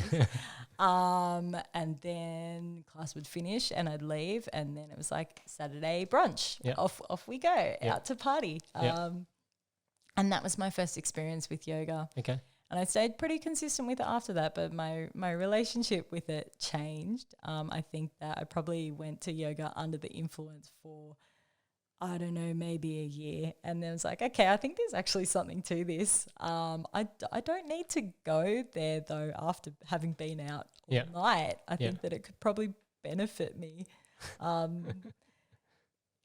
Probably have stronger benefits if I don't do that. Okay. And so I guess like when you through the practice of yoga, like what do you think that's taught you? It's taught me a connection and a respect for my body. More than anything else. Like I think before that I was really clumsy. I'd walk into shit all the time. I'd drop things. As you know, I can't catch a ball. And just had no connect. Like my body didn't feel like part of me. Yep. I was living in my head so much, and like the physical Wasn't elements connected. of me wasn't connected at all. Like Yep. I didn't have a sense of it. And yoga brought me back to that. Yep. Brought me back to just actually having a bodily sensation. Yep. Which I don't know, maybe sounds a bit ridiculous, but it's really what it did for me. Yep. Yeah. Okay. So then, when you got out of hospo and then wanted to go into the whole yoga thing, Yeah. so was the rationale just, like, this is something that I think is going to be a better lifestyle choice? No, not so much. I mean, like that was only at the end of last year. So Was it only then? yeah. Oh, yeah, wow, okay. indeed. I mean, I did my yoga teacher training probably 5 years ago now. Okay. So what do you do for that? Well, for me, I chose to go to Sweden. Oh, holy Of shit. course. Okay. Yeah. Lived in a forest on a lake and practiced for 4 weeks. I would get up at 4:30. We'd finish at probably 10. And 4:30 to 10? Yeah, 4:30 I'd session. get up for my own morning meditation. I know, but it's summer in Sweden. Okay, It's so like long days. It's dark for probably 3 hours. Yeah. And the rest of the time I just felt so invigorated and so inspired to be in that space. Yep. I mean, class itself wasn't that long a period at all. But yeah, what do? You learn the theory and the philosophy of yoga. You learn the practical physical aspects of it, the asana. But there's 8 limbs of yoga, which is a beautiful Same like tie-in with Muay Muay Thai. Thai. Yeah, exactly. Part of that is breath work. Part of that is meditation. Part of that is the ethics. So the kind of the way that you conduct yourself in the world. So yeah, what we practice in a yoga class, the shapes, it's like a very small percentage of what the concept of yoga is. Yep.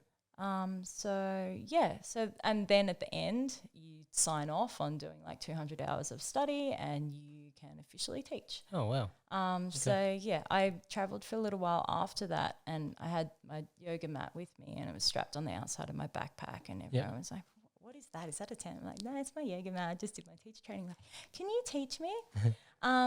When I did the teacher training, it wasn't with the intention of teaching at all. It was that seeking of something more. Yep. It was wanting to understand the practice more and it's a common thing to say I did it to deepen my own practice. But for me, that was 1,000% true. Okay. I just wanted to know more about this thing that was so transformative in my life. Yeah. So where does that put you, I guess, spiritually? Like what do you believe? What do I believe? To put a label on it, I guess, like I strongly value Buddhism as a philosophy more than anything else. I believe that there's something more than our day-to-day human existence. But names and labels for it, I don't know what I feel most comfortable with putting on there, but it feels like there is a design. It feels like there's a greater design and purpose. Yeah. Do you think that, like, whether you call it the concept of a god or a creator, like, do you think there is such a thing? I do, but without the god or goddess or creator having as much power over the individual as some think. But yeah, I think that there's something greater. Yep. I think that there's something greater, and I think that it gives a lot of comfort to believe that as well. I think that one of my biggest learnings from doing my yoga teacher training was I just had to adopt this feeling of like just trust the process and surrender to everything that happens to you. And instead of having obstacles and saying no before you know why, it just, as an experiment, took on this mentality of like, yes until no. No matter what comes up, just say yes until it doesn't feel right. Then say no. It doesn't matter. You're not bound to any decision or thought or opinion that you have in that moment. Yep. Did, out of curiosity, from the substance perspective, did any of those substances influence you from the spiritual perspective? Like, did you find any connection to anything through that as well? Yeah, absolutely. Yep. Absolutely. I think that there was that connection to the greater cosmos, for lack of a better way of describing it. Yeah, absolutely. Like that feeling of true connection and something else being there. Yeah. And that we're not really alone. Yep.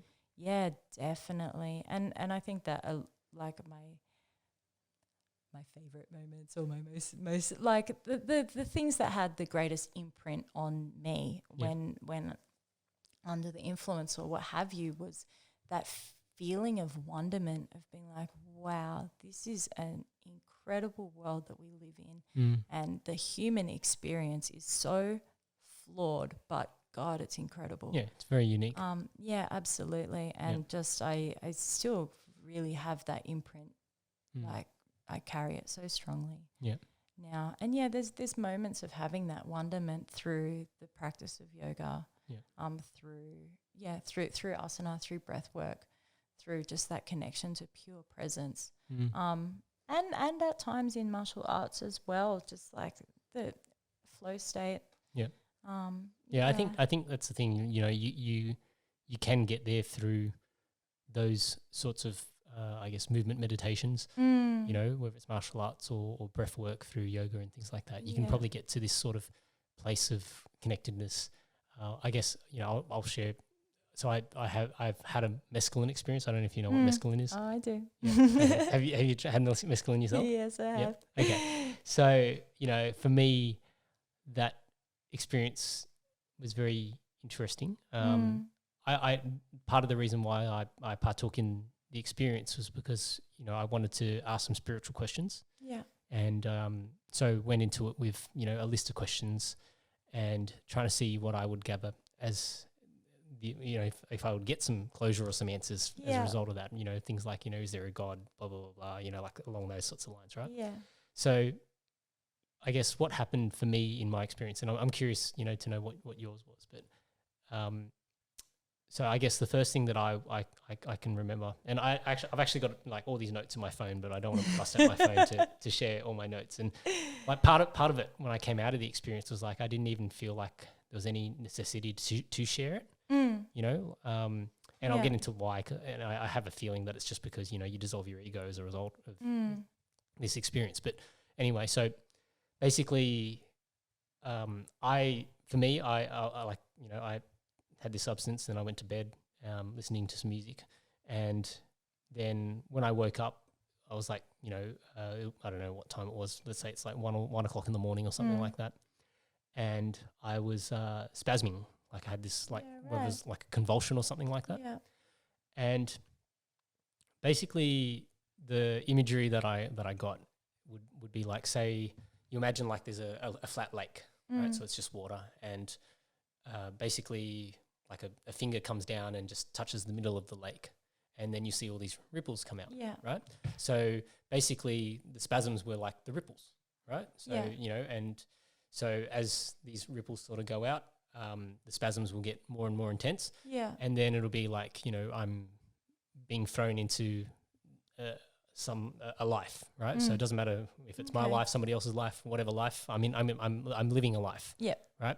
And I go through, from being a child all the way to growing up, growing old, dying, and then there'd be nothing, right? It would just be blank again.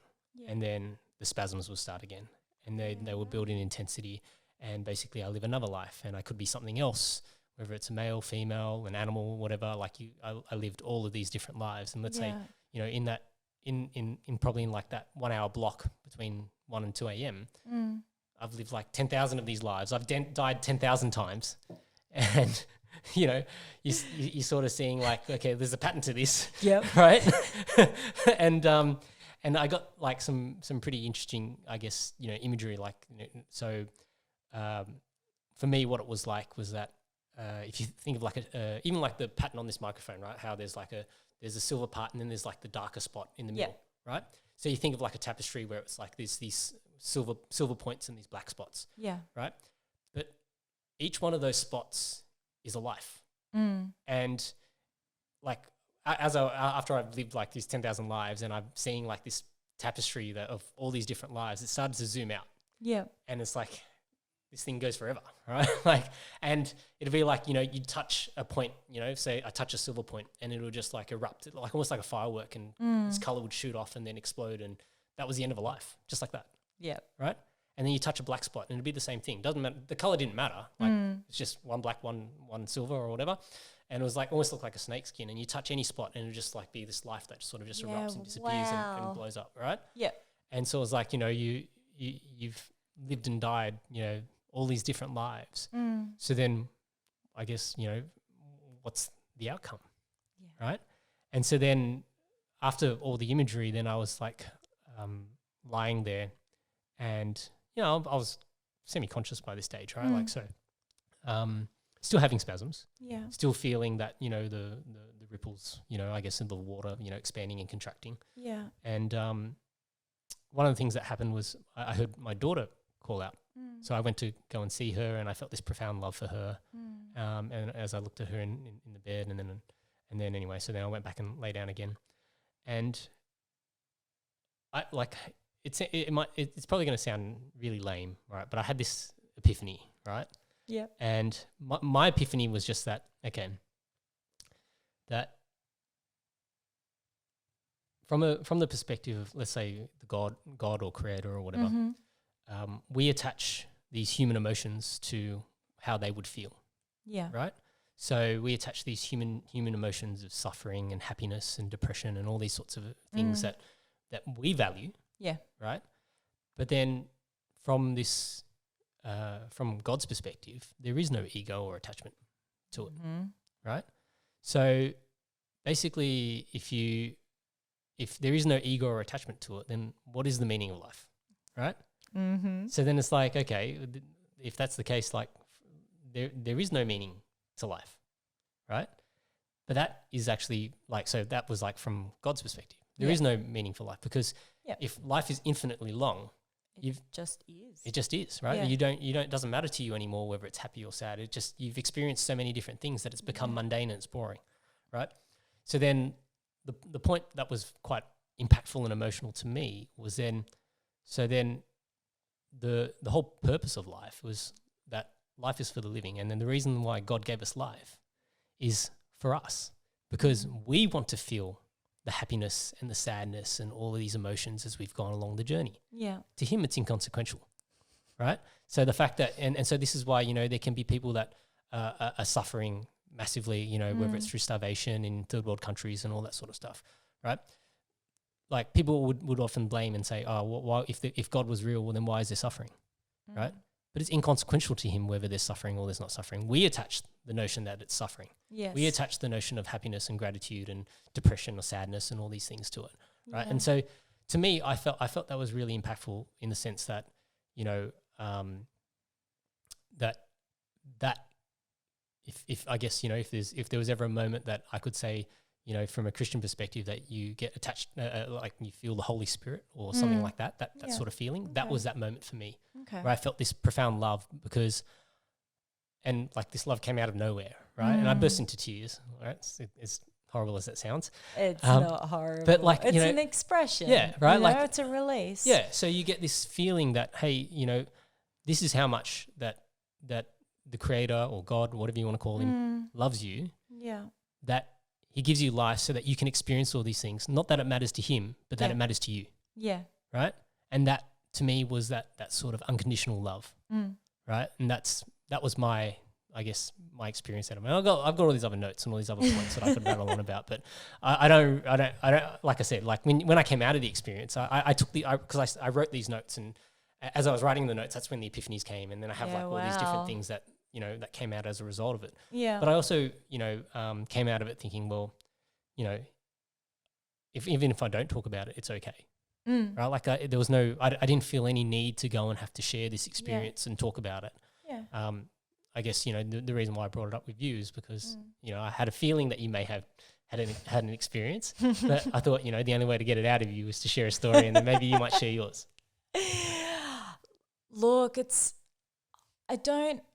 across the spectrum of all of these experiences, I find, like, let's be honest, my memory is not amazing.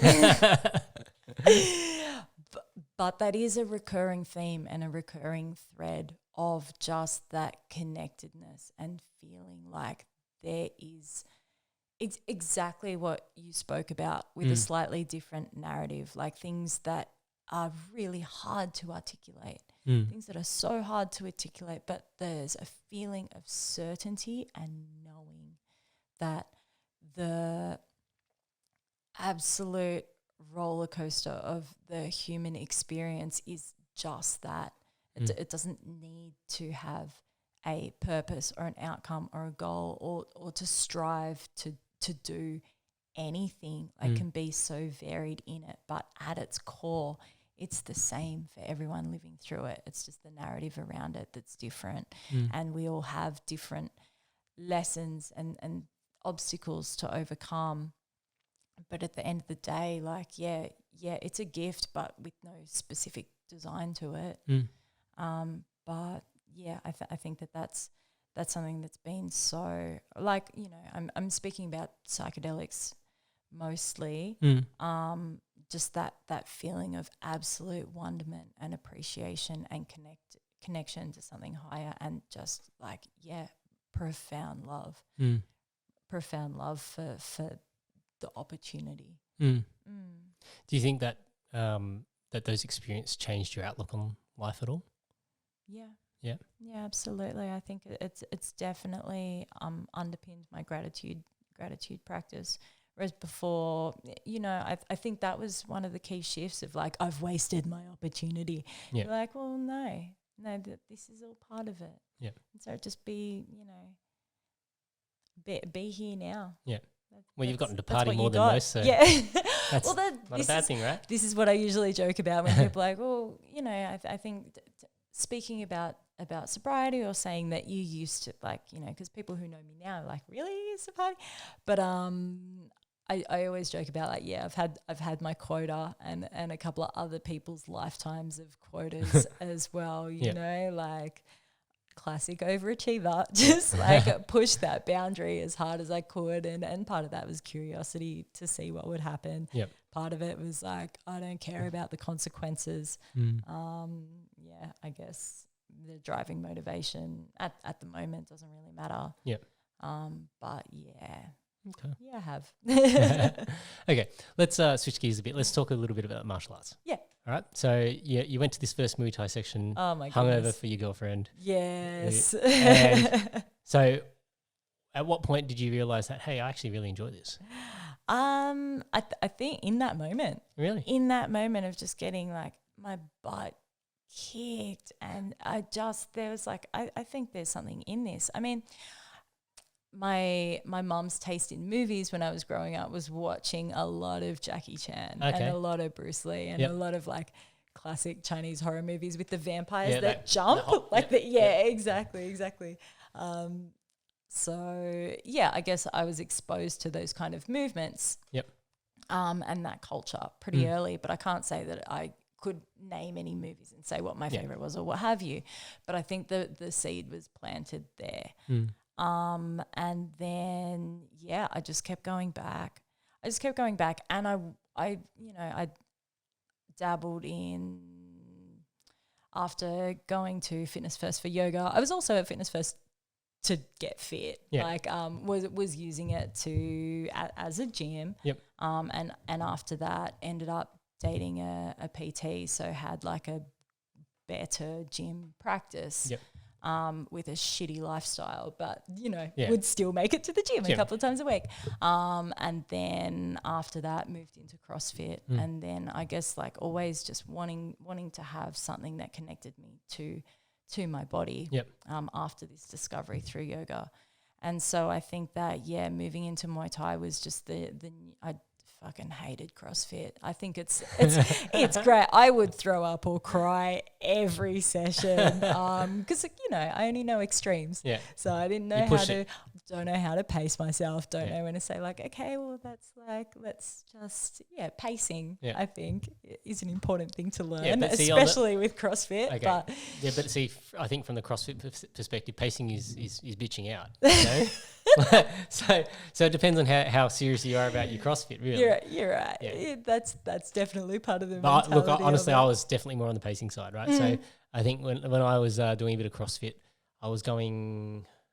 How many times was I going? I think I was going twice a week. But like, it's in amongst all the other things I was doing with martial arts and things like that. So I was going there not to destroy myself. I was going there to, let's try and add a bit more strength. Yeah. So, it's like, I could probably do like, this level of the workout, but I'm going to do the one below because that's smart. Yeah. That's you and your goals and how that particular movement practice worked in for what your bigger picture was. Yeah. For me, it was just like, I just don't want to hate myself, so I'll do this workout and then I'll throw up. And like for me, I probably wouldn't have naturally gone to CrossFit except at the time I was working at an organic cafe, and that's when like my relationship to food and the nourishment of food and having a fucking amazing mentor there really shifted, and he was big into CrossFit, and there was one across the road from work. Yep. And so after a while I was in a management role. I worked it into my day where I'd like come in, set up, do the breakfast rush, go and do a workout at CrossFit, come back, do the lunch rush, and then like wrap up for the rest of the day and then finish off with my admin in the office. Yep. So it's a really good structure for me. And then, so that was my foray into CrossFit. But then there was a point where it was like the gym moved not far down the road, but it was far enough that I couldn't work it into my day. I'd have to go after work. That routine is a beautiful thing. Yeah. Discipline is discipline is the ultimate freedom. Yep. But once you lose like a little bit of that routine, it can affect your discipline. Absolutely. And then it all goes out the window. Yep. So Muay Thai. There was something in it that really attracted me to it. I just really enjoyed it. I don't know how to articulate what it was. I think it's a release, you know. There's definitely points where I have had a really strong, overwhelming feeling of anger or frustration and reactivity that would come out of seemingly nowhere. Yeah. And I wouldn't even know myself. I would start to detach my mind from myself in that moment. And it scared me. Yep. And I think that starting Muay Thai helped me control that a lot. Well, you're getting your anger out. So. Well, yeah, that's it. Either that or you're getting more angry because you're getting punched in the face. Well, that's it. I mean, like I was I probably still am degrees of terrible, but starting off, it was just like, the level of coaching and some of the level of the students in that gym was really high, and I was just like, I'm so bad at this. Yeah. I can't, but I'm just going to keep coming. I'm going to work. I'm going to work at this. Yeah. Yeah, exactly. And, it was, I started working for the coffee roaster and had the incredible opportunity to travel quite a lot in that role in those later years. And so I didn't keep up my practice at all in that time.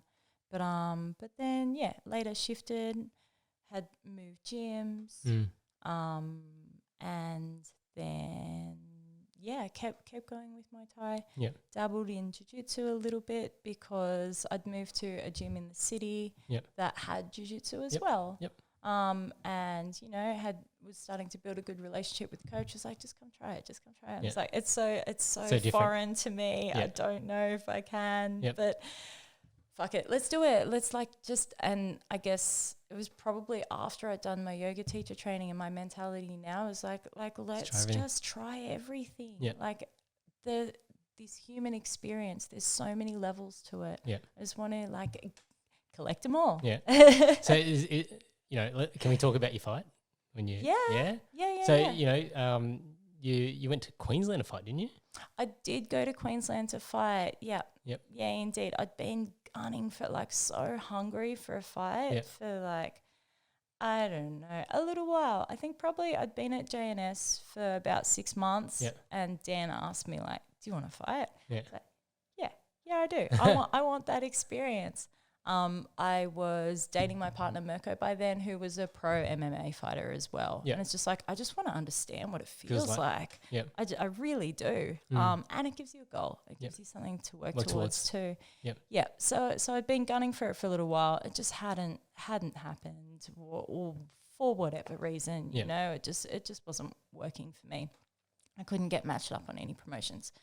And in the end, NRF, the National Registered Fighters, did a call out for a 51 kilo female first fight in 3 weeks' time. Yep. So you're just like, okay. So like, yeah, let's do it. And Mirko's like, he has his corner card, which doesn't even matter in Queensland anyway. Okay. But he's like, oh, like, you want to do this? Let's do it. We'll just go. Yep. So it was a good experience because you get to have the adventure up north. We drove up, we drove back. Yep. Had to do my first weight cut. Not fun. Didn't enjoy it? Not fun at all. It's such a mental game. Yeah. Especially if you haven't gone through the process before either. Yeah. Yeah. And the thing was, like, by then I was studying a postgrad in nutrition. Yep. And had already done the sports nutrition because that's the most exciting part of doing that degree, was doing sports nutrition. So knew all the academic side of a weight cut. But then you got to put into practice. But then actually doing it and not trusting your body, not trusting the numbers, not trusting like, does a water load even work? I've never done it before. What if it doesn't work for me? It works. And it really does.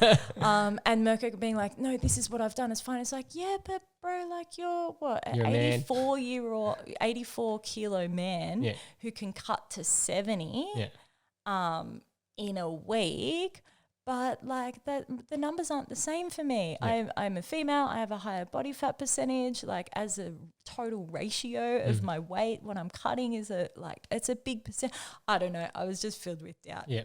In the end, just trust your coach and it's going to be fine. Right. I came in under. Yeah. I weighed in at like 50.5 for a 51 kilo fight. You didn't have a feed. Yeah, exactly. Had a great feed. Had a really good feed. Hopped into the ring at 52 kilos, so didn't rebound too much.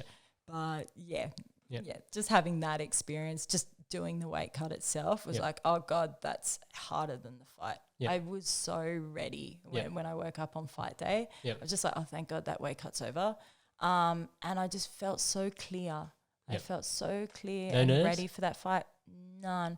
And I get nervous about the most ridiculous things. If we're in a group setting and you have to go around and say what your name is, I'll get like the heart palpitations. I'll start sweating. I'll be like, oh my God, soon it's going to be my turn. I know my name. This shouldn't be that hard, but that idea of performing, even if it's as simple as saying your name in front of a group of strangers who don't know you, like that causes me great anxiety. Yeah. So to fight in front of people, I was like, okay, I don't know how I'm going to handle the nerves. But I felt great. I felt ready. And I think that that's part of it. You do the prep to get in there. I mean, we took it on pretty short notice. Dan at JNS really, really helped me with things like, okay, well, like you've decided to do this fight. Like, I'm going to help you be as ready as you can be in this time, just to build your confidence with that. And, you know, it came at a time where I'd taken a break off the sport as well, like probably 2 months before. I was like, this is boring. I don't want to do it anymore. Something had shifted for me where I just needed a break from the sport. And then I took a fight. It was great. It was at a show called Bucking and Fighting. Bucking and Fighting. It is Muay Thai and rodeo. Oh, wow. At Caboolture Showground. The fight poster is amazing. It's so great. But you have to flick it to me after so I can. There were monster trucks there as well. Oh, wow. So good. Okay. So good. Yeah, you had a good time after too. I had a great time afterwards. The warm-up area was in like the cattle stables. Each of the fighters had their own stable. Like we were on a metal grid with straw underneath. Yeah. Mirko's never wrapped hands before. So like my process was like just coaching him through how to wrapping my hands, and he's like, I'm like, okay, babe, we've got time. It's okay. Okay, you might have to go a little bit faster now. Yeah. Like, no, don't do it like that. It's okay. Stay calm. And just like he's starting to panic a little bit. Next minute, I'm in the ring. Yep. My opponent was, I don't know if you know Pinky Muay Thai. He is an Australian pro Muay Thai fighter who's now retired, but he has a gym in Adelaide. Okay. And it was his wife's debut fight. Oh, wow. So amazing opportunity, amazing opponent. I lost by decision. Okay. And it's true what they say, you learn so much in a fight. Yeah. Like, you know, to be in a competition environment. The reactions are different, the speed's different, the pressure's different. Absolutely. And just the value in it. The value in it for your training and your mindset as well. Like afterwards I had in sparring, sometimes I'm like, I don't know what happened in that sparring session at all. Yeah. I can remember everything about that fight and what I would do differently. Yeah. That's good. Yeah, it's one of those things. It's until you're live, like, you can like prep's great if you have a good place that preps you well, and you know you go through the experiences and they put that pressure on you. I think that's why, you know, some of the in the MMA circles, like there are coaches that will actually do run throughs. You know, what's your walkout going to look like? What's this going to look like? Yeah, you know, the whole works, and have, you know, people yelling from the sidelines so that to imitate the sound of the crowd. Yeah, so that, you know, you're trying to listen for specific instruction. You need to be able to drown out what's not input, what's noise, and what's actually, you know, your coach is trying to help you. Yeah. So and Dan actually does that to an extent. Like, I think one of the things I said to him when I was first training there, I was like, "Why do you talk so softly?" Right? Because the music's blaring, and then there's like, it's a busy gym, and then it's like, you know, Dan, like, can you speak up a little? Like, sometimes I'm just like, I fucking hear you. And then you got to tune your ear. You got to tune, and then he's like, no, I'm training. And I'm like, okay, all right. And he just like say it really softly. It's like, okay, got it now. Yeah, for sure. But yeah, that loud music sometimes just like, all my senses are overwhelmed right now. But again, it's part of it. It's building people to be ready. Yeah. Ready for that context. Yeah. Yeah. Yeah, cool. All right. What else do we need to cover? I don't know, man. I don't know. I guess staying on fight theme for a little while, I was just like, okay, cool. I've had my first fight. Yep. Oh, I'm ready for another one. And just like put my name down for everything that was coming up after that. So went into a development day. Did an amateur fight and then did a development day. Yep. And the week leading into that was like the worst prep I could possibly have. That's when Mirko drilled into his hand, right? Mirko drilled into his hand. We spent the week in hospital. I was doing like my training in the hospital car park while waiting to see if he could get into surgery. Yeah. On the day of, I got called into work because someone hadn't turned up, so I had to race into the studio, and I couldn't do my usual like mindset, meditation, visualization, getting myself mentally prepared for it. I had to drive myself there, clearly, because Mirko couldn't drive. Then we'd forgotten that we had to pay to be part of the development day and had to go and get cash out, and we were running late and all the things. And then the promoter had forgotten to get the resuscitation kit as part of the thing. So everything got delayed by like 2.5 hours. It was fucking freezing as well. Yeah. The first 4 fighters had all their gear, like all the protective gear on, like for 3 hours waiting for this thing to kick off, because it was like any second now. Anyway, so it wasn't a great week. Yeah. It wasn't a great day for me. And I lost by TKO probably like 30 seconds before the end of the third round. So I nearly made it to the end, but I took a pretty hard hit in the first round and just never recovered. Yep. Never, like, I could hear the ref, but I couldn't really see them, and just did I'm good, let's go. And in the end, so I got a medical suspension, and so couldn't do my next fight. That I was rostered on for. Because the timing wasn't there. Wasn't there for me. And such a strong opponent as well. A couple of weeks after that, she had signed a contract to do a bare knuckle Muay Thai fight in Dubai. Oh, wow. So I'm like, what? Really? She's in a development day? I think for females, because, I've got a couple other friends who are fighters as well that are females. You know, it's not a massive pool, right? Like, yes, there are, like, I think there's probably more in Muay Thai than there is in MMA, but definitely in MMA, there's not a massive pool. I know that, one of the girls I know, Amina, she's sort of, struggled to find fights in the past, and it's sort of like you just sort of get the same 3 opponents. Like, there's only really those 3 girls that are currently, doing it at the present moment. Yeah, it's just one of those things. It's not easy, but that's, part of the game, really. It's unfortunately in Australia, it just depends on who's wanting to play at the present moment. Yeah. And then who's ready. A lot of times people don't feel ready, or they want to wait, or whatever the case may be. It's very true. And I think in Australia as well, there's a lot of politics around it too, which to me at an amateur level, it doesn't make sense. You want to fight. What's the worst that can happen? No one's going to look at your amateur record if you go pro. If you want the experience, take the experience. But there's a lot of politics in it. New South Wales isn't particularly encouraging of any type of combat sports at all anyway. Yeah, that's right. And then outside of that, everyone has their motivations for wanting to fight, and promoters have their own motivations, and coaches have their own motivations. That's right. If it's about building the sport, that's great. But I don't think that's the only thing that's influencing fight opportunities at the moment. Of course not. Yeah. So then had development day, then no gyms because of lockdown, and now that things have opened again, I've gone into MMA, which is great. It's so much fun. So different, isn't it? It's so different, and there's so much to learn, and I'm absolutely fucking blessed with the opportunity to train with the team that I do train with as well, which walking into that was like, I don't deserve to be here. I'm so intimidated. I don't know anything. Like, I don't want to take away from other people's training time. But that mentality has shifted for me a lot as well. At the beginning of learning martial arts, it was like, I don't want to take away from someone else's training time.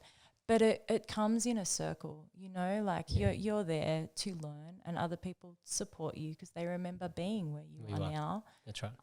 And exactly. Yeah. Well, teaching also helps to solidify knowledge too, right? Yeah. So 100%. when you take somebody under your wing who isn't as experienced, you gain an opportunity to then solidify what your understanding is. Oh, for sure. Provided obviously you don't let it get to your head, and you don't take it as an ego hit, like a boost. Sorry, it shouldn't be an ego boost when you're teaching somebody. It should be you're at somebody's service, right? So you're for sure offering your services in the hopes that you improve as well. Yeah. So absolutely, I feel so humble when I'm actually able to show someone something, or just be like, from my perspective, just try this. Yeah. And it actually works for them. Yeah. Damn, it makes me like, okay, cool. I do actually know something. Yeah. That's good. that means I'm growing, right? Yeah, absolutely. And just that mentality now of like, just keep showing up. You have good days, you have bad days. Yeah. And I think that's something that Mirko has really helped me realize as well. Where if I had a bad session, I'd just be like, what is happening? I thought I was getting better. Like, what am I even doing? I'm not going to train anymore. Yeah. So some days you have good, some days are good, some days are bad. It's okay. Just turn up tomorrow. Yep. See what happens. Yeah. So I have this theory, obviously most people, they get to a certain point where you start to feel like you're finding success, and then basically you hit this plateau, and then you're like, you have this peak where you're like, I fucked everybody up today, right? Like, so it's like, you have this those good days. You have this moment, but then the next session you're like, why am I so shit? Right? You immediately go back to this point where it's like, how did I suddenly get so bad? Right? And it's not that you've gotten any worse. It's more that I think, you know, you've gotten to a point where you've become so good at a specific style that what happens is that obviously people catch up to that as well. Yeah. Right. Oh, And for sure. you know, just like if you're going home and thinking about how do you counter this and that inspiring, somebody else is also going home and thinking about how to counter you. Right. Yep. At least if you're intent on improving. Right. So, Yeah. you know, that's one of the things that I like to do. I like to go away and think about, okay, you know, I got caught with this or that. And then, okay, so how do I now work on fixing those gaps? Because that's the only way to find improvement. Yeah. Right. And then, so you hit this plateau, you go into this, I guess, this downward spiral, and, you know, a lot of people get very negative when they get into that space. And I think for some people it's actually, you know, a lot of people can actually quit as a result of it because they feel like, oh, I've just suddenly lost, I don't know why I'm not operating to my capacity. I was doing so well and then now I can't seem to make it work. Yeah. But I actually enjoy chasing those plateaus because it means that you're probably about to hit the next growth. Right. Yeah. And so then so that learning that you solidified, but that you've probably overused and now has caused you to go backwards. Yeah. You still retain that, but now you're going to learn the next thing that's going to try and take you to that next level. Oh, absolutely. So, and you know, if you're dabbling in jiu-jitsu, you'll experience that in jiu-jitsu all the time, where it's like you'll get good at a specific position or a specific choke or a specific, you know, submission hold. And then, you know, people will learn how to counter it. Yeah. So, you know. Absolutely. And I think that especially when you train with the same people, Yep. absolutely, you think you're not getting anywhere, but everyone's improving. Yeah. Exactly. Yeah. Exactly. Yeah. So, okay, let's switch gears a bit because I know it's this. I find this a little bit interesting because, you know, you guys are planning to make a bit of a move and change states or change countries originally, but then now became change states, and then obviously COVID has had a bit of an impact and can't even do that anymore. Yeah. So, you know, you're not really. What are you? I guess what are you doing at the moment? Like, you're just sort of chilling at home, training.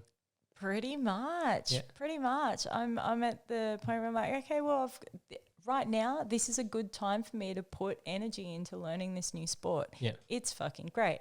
I haven't worked in like 3 months. Yep. I don't have a financial pressure. Yep. I have gone back to work just last week to do 2 days a week. Yep. So I can have some purpose of contributing. So what are you doing for? Working in hospitality, working for the cafe I worked at before I moved to the yoga studio. Okay. Cool. Yeah, it's a joke that I have one of the bosses, whenever he needs to step out, I'll go in, and it's like, I only come out of retirement for these guys, for these 2 bosses. Yeah, exactly. Otherwise, I'm done. I'm living the sweet life. Yeah. It was a really big adjustment for me. Like, I can joke about it now and be like, yeah, I'm not working and I just get to train. Like my ego, my sense of self, my sense of purpose, and saying like, yeah, I'm unemployed and I'm living at home. Yeah. That's kind of hard. But then the flip side is like, I can live a really sweet life. Like, is it social conditioning that makes me feel like I have to? Yep. Is it, again, like my sense of self? I've always been someone who works hard. I've always been someone who like doesn't have a spare minute in the day. Yep. And now I have all the minutes. Yep. But yeah, at the moment I just feel really incredibly lucky to have so much time to pursue this sport at the moment that's bringing me so much joy. Yep. The purpose of it, who knows? Whether it's going to go anywhere, who knows? It's not my goal. Yep. My goal is just to, at the moment, live that life of enjoy the process. Yep. It's not as easy as it sounds. No, it's very difficult. Yeah, we get attached to these labels and things like that. And, you know, I sometimes feel like that as well. It's like I've only, you know, been jobless for a split second. And, you know, sometimes I feel that pressure, but then I'm like, why? You know, like at what other point am I going to get this time to really enjoy my kids and really enjoy my family? And that's why you work. Yeah. Right? You don't work for just the sake of working. You work, like, for me, at least for me anyway, they become my purpose. Yeah. Right? And that's encouraged me to keep pushing to gain, you know, I guess, you know, move up in my career and things like that to get to where I am for them, right? To provide a life for them. But then at the end of the day, if that meant that I would have to spend all my time working and no time with them, that's not a worthwhile trade either. Nah, man. Right? Yeah. That's it. Work to live, not live to work, right? Yeah, that's it. So actually, I just thought of something that I wanted to ask you about. You Yeah. mentioned the nutrition thing. Yeah. And I'm curious about that because also, when I look at some of your pictures on Instagram, you got beautiful food, right? So, and you also mentioned the cooking when you were younger. Yeah. So are they all related? They're relatively related. Yeah. I did start a catering business accidentally Yeah. at some point Okay. when I was working for the cafe that I'm working at now. Yep. I guess going back a little bit, once upon a time I lived in a share house. There were 5 of us living there, and then in the house next door there were friends as well, Yep. like maybe another 5, 6 people living there. I just love to feed people. It's Okay. like what I really fucking love to do. And Yep. so it'd be like I'd be in the kitchen making dinner for myself. Then I'd be like, all right, who else is home? Start upping the ante a little Yep. bit. And then knowing that next door were there Had as people there. well. Oh, they'd just come over Yep. and be like, wait, Cass, what's happening? Yeah. And, take a couple of phone calls, be like, what are you doing? I'm making you dinner, come over. I was really lucky to some of my housemates and this friend who would call me to ask what I was doing, Yeah. or worked for / owned a local organic fruit and veg like box service delivery. Yep. So we always had so much amazing produce at the house. Yep. And also I was earning a really good wage. So I could be generous. Yep. I could be generous with food. Also, I guess food's a bit of a control thing for me. If I have a shit meal, it's like, I wasted an opportunity to eat something really Nice. good. Yeah. Yeah, exactly. And I'm vegan as well. I've been vegan for 11 years and Okay. veggie for 21. Yep. So it's a case of I want to cook the way that I want to eat, Yep. and I want to do that for other people too. Yep. So I got a lot of experience cooking dinners for like 20 people off the cuff. Yep. There was always usually a bit of wine and lots of socializing involved, but and then a couple of years after that, the owner of Ubi was like, I'd really like you to cook for one of our events. And I said, okay, yeah, sure. Let's do it. And he's like, great. Now that you've said yes, I need your business name. I need your logo. If you could build a website, that would be great. Yeah. The event's in 4 weeks. Yeah. Wait, what? That's not what I signed up for. I You just said started I'd this cook catering some business. food. Yeah. So yeah, that's when I started Hara Whole Foods. Yep. And just picked up jobs after that through word of mouth. And I needed to earn a little bit more money by that stage as well. I'd splurged on living by myself at that point in like a 1-bedroom apartment that I had moved out with a partner, and then we'd broken up and I kept the apartment, and suddenly I'm paying like 80% of my income on my rent. So it's like, okay, let's bump up this income a little bit. So that's when I started the catering business. And then I was just spending so much time studying nutrition, studying food, studying different flavor, and all of these things had underpinned a lot of my life, just total curiosity out of food. Been lucky enough to travel a lot in my life, out of my own pocket, but also for work. And the common thing is always like, what grows here? What are the flavors? What is commonly eaten here? What resources are available here? Like what is the food culture? That's always been so fascinating for me. And then flavor as well is something that underpinned my career in coffee as well. I ended up like being a sensory development expert or trainer, so assessing the quality of coffee through tasting it. Exactly. So in the end, I was just like, the way I got into this postgrad of nutrition was I was hungry for knowledge, and I was researching so much shit on my own time. And I guess I was missing that structure of formal study. So I was like, well, let's formalize it. I'll apply. I'll apply for a postgrad in nutrition.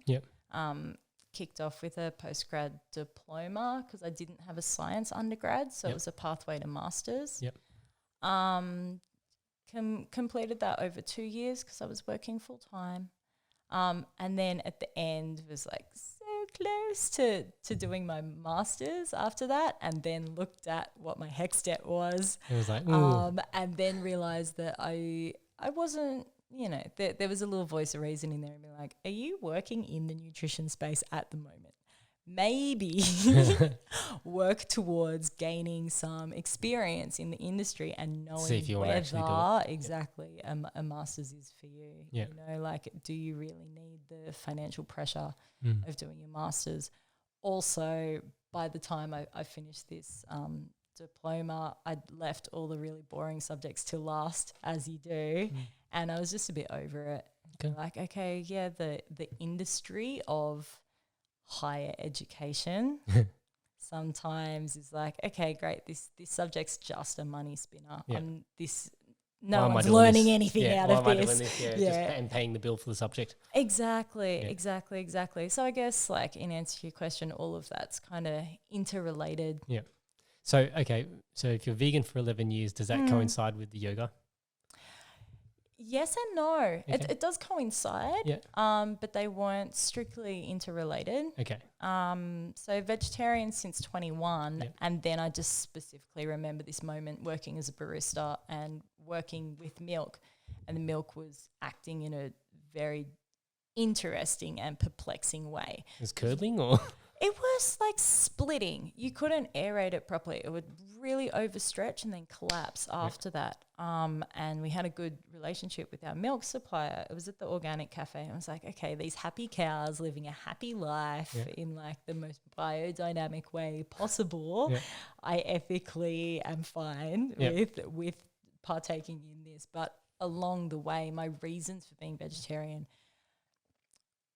I couldn't justify not being vegan, but I just really love cheese, as most people do. Yeah, what's wrong with cheese? Cheese is like, it doesn't hurt anyone. It is delicious. I won't delve into the ethics of cheese. Here we go. I just won't. Come on. Environmental cost is a thing, but the milk was behaving in a really strange way, and I asked our milk supplier, I'm like, what's happening here? And they're like, well, it's certified organic milk. It's the time of year and it's been raining. They're really stressed. They're just really stressed, and that's what you're seeing in the milk. There's like the cow's stress hormones is affecting the way that the milk behaves when you heat it and when you texturize it. There's nothing I can do. Yeah. And in that moment, I was like, oh my God, I can't drink this anymore. I just can't. This is not in alignment with my values. Yeah. It's really not. And in that moment, I decided to just go vegan, just be plant-based from there on in. So now where do you get your milk from? Almonds? Nah, man, I'm a black coffee girl. Oh, okay, that's right then, okay. No milk at all? No milk at all. No milk at all. But yeah, and I think that at the moment there's a big movement towards plant-based eating, and there's a lot of like dairy alternatives, shall we call them, that exist. And vegan cheese is not as good. Let's just face it. I agree. Well, it's not the same. It's not the same, and you can get things that are similar now, and the technology's there, and there are some vegan cheeses that are just pure chemicals, and that's not good for you. Just don't do it. Yeah. But there are a lot of like nut-based and fermented products that are coming out in this evolution of there's a market demand for it, right? And the technology and the knowledge is catching up as well. Yeah. But yeah. So out of curiosity, have you ever done any blood work to look at, your vitamins, and if you have, do you take any supplements? I do take supplements, and I do get blood work done, usually coinciding with whenever I have to do it for Combat Sports New South Wales. Of course, yeah. Like, while you're doing my blood work for my fight, can you also check? Yeah, that's right. Yeah, exactly. Because otherwise they just go, oh yeah, you're clear, you don't have hepatitis, you don't have this, you don't have that. It's like, but can you tell me my vitamin D levels? And Exactly. And I think that there is an attitude of most doctors, not most doctors, but I have encountered some doctors who are like, being a vegetarian is bad for you, just eat meat because of this, and this. Yeah. So I just want to check in Did you have any iron deficiencies or anything? Or? I have had iron deficiency. Yep. In the past, I do supplement at the moment. Yep. For iron. And B12 as well. Yeah. Am I too like vitamin mineral things? Yeah. Otherwise protein. Just because I train a lot. Yeah. And if I'm organized, I can get it through my diet. But I just like to err on the side of caution. Yeah, you better get it more than less. Exactly. And it's tasty. I got a really good vegan protein at the moment. Are you doing a vegan protein? CMBT. Yeah, okay, they're good. Yeah. Oh, so good. Yeah. I'm trying to get Sel, actually, if you watch this, I'm trying to get you on the podcast. Can you please come back to me with a date? So, yeah. And creatine as well. Yeah. Again, because vegetarians and vegans don't get creatine from meat. Yeah. Exactly. And there's a lot of research for females specifically as well being supported by creatine ingestion too. And it's, as you no doubt know, one of the safest, most proven it's good for your brain too because it helps you retain water. Yeah, exactly. If you're going to get punched in the head a lot, it's worthwhile. Take some creatine. Yeah. I think that's it. Iron, B12, and magnesium, like a zinc, magnesium, selenium, and taurine sup. Okay. Yeah. Yeah. Okay. Interesting. Yeah. I think I enjoy meat too much to ever go down that pathway. I'm not here to convert, and I never have been. That's the thing. It's just like I believe this is what's right for me. Yeah, you got to look, and it's always the individual's choice, right? Yeah, everybody's body is different, and I just ask. For me, I for ages couldn't call myself a vegan. I felt so uncomfortable with that label because I think about it as making a conscious choice every time I put something into my body. Yeah, and that's kind of what I like to challenge people who are just like, I never could, or I order this just out of routine or out of habit. Yeah. That's what I'll get when I go to a restaurant. Be like, well, why?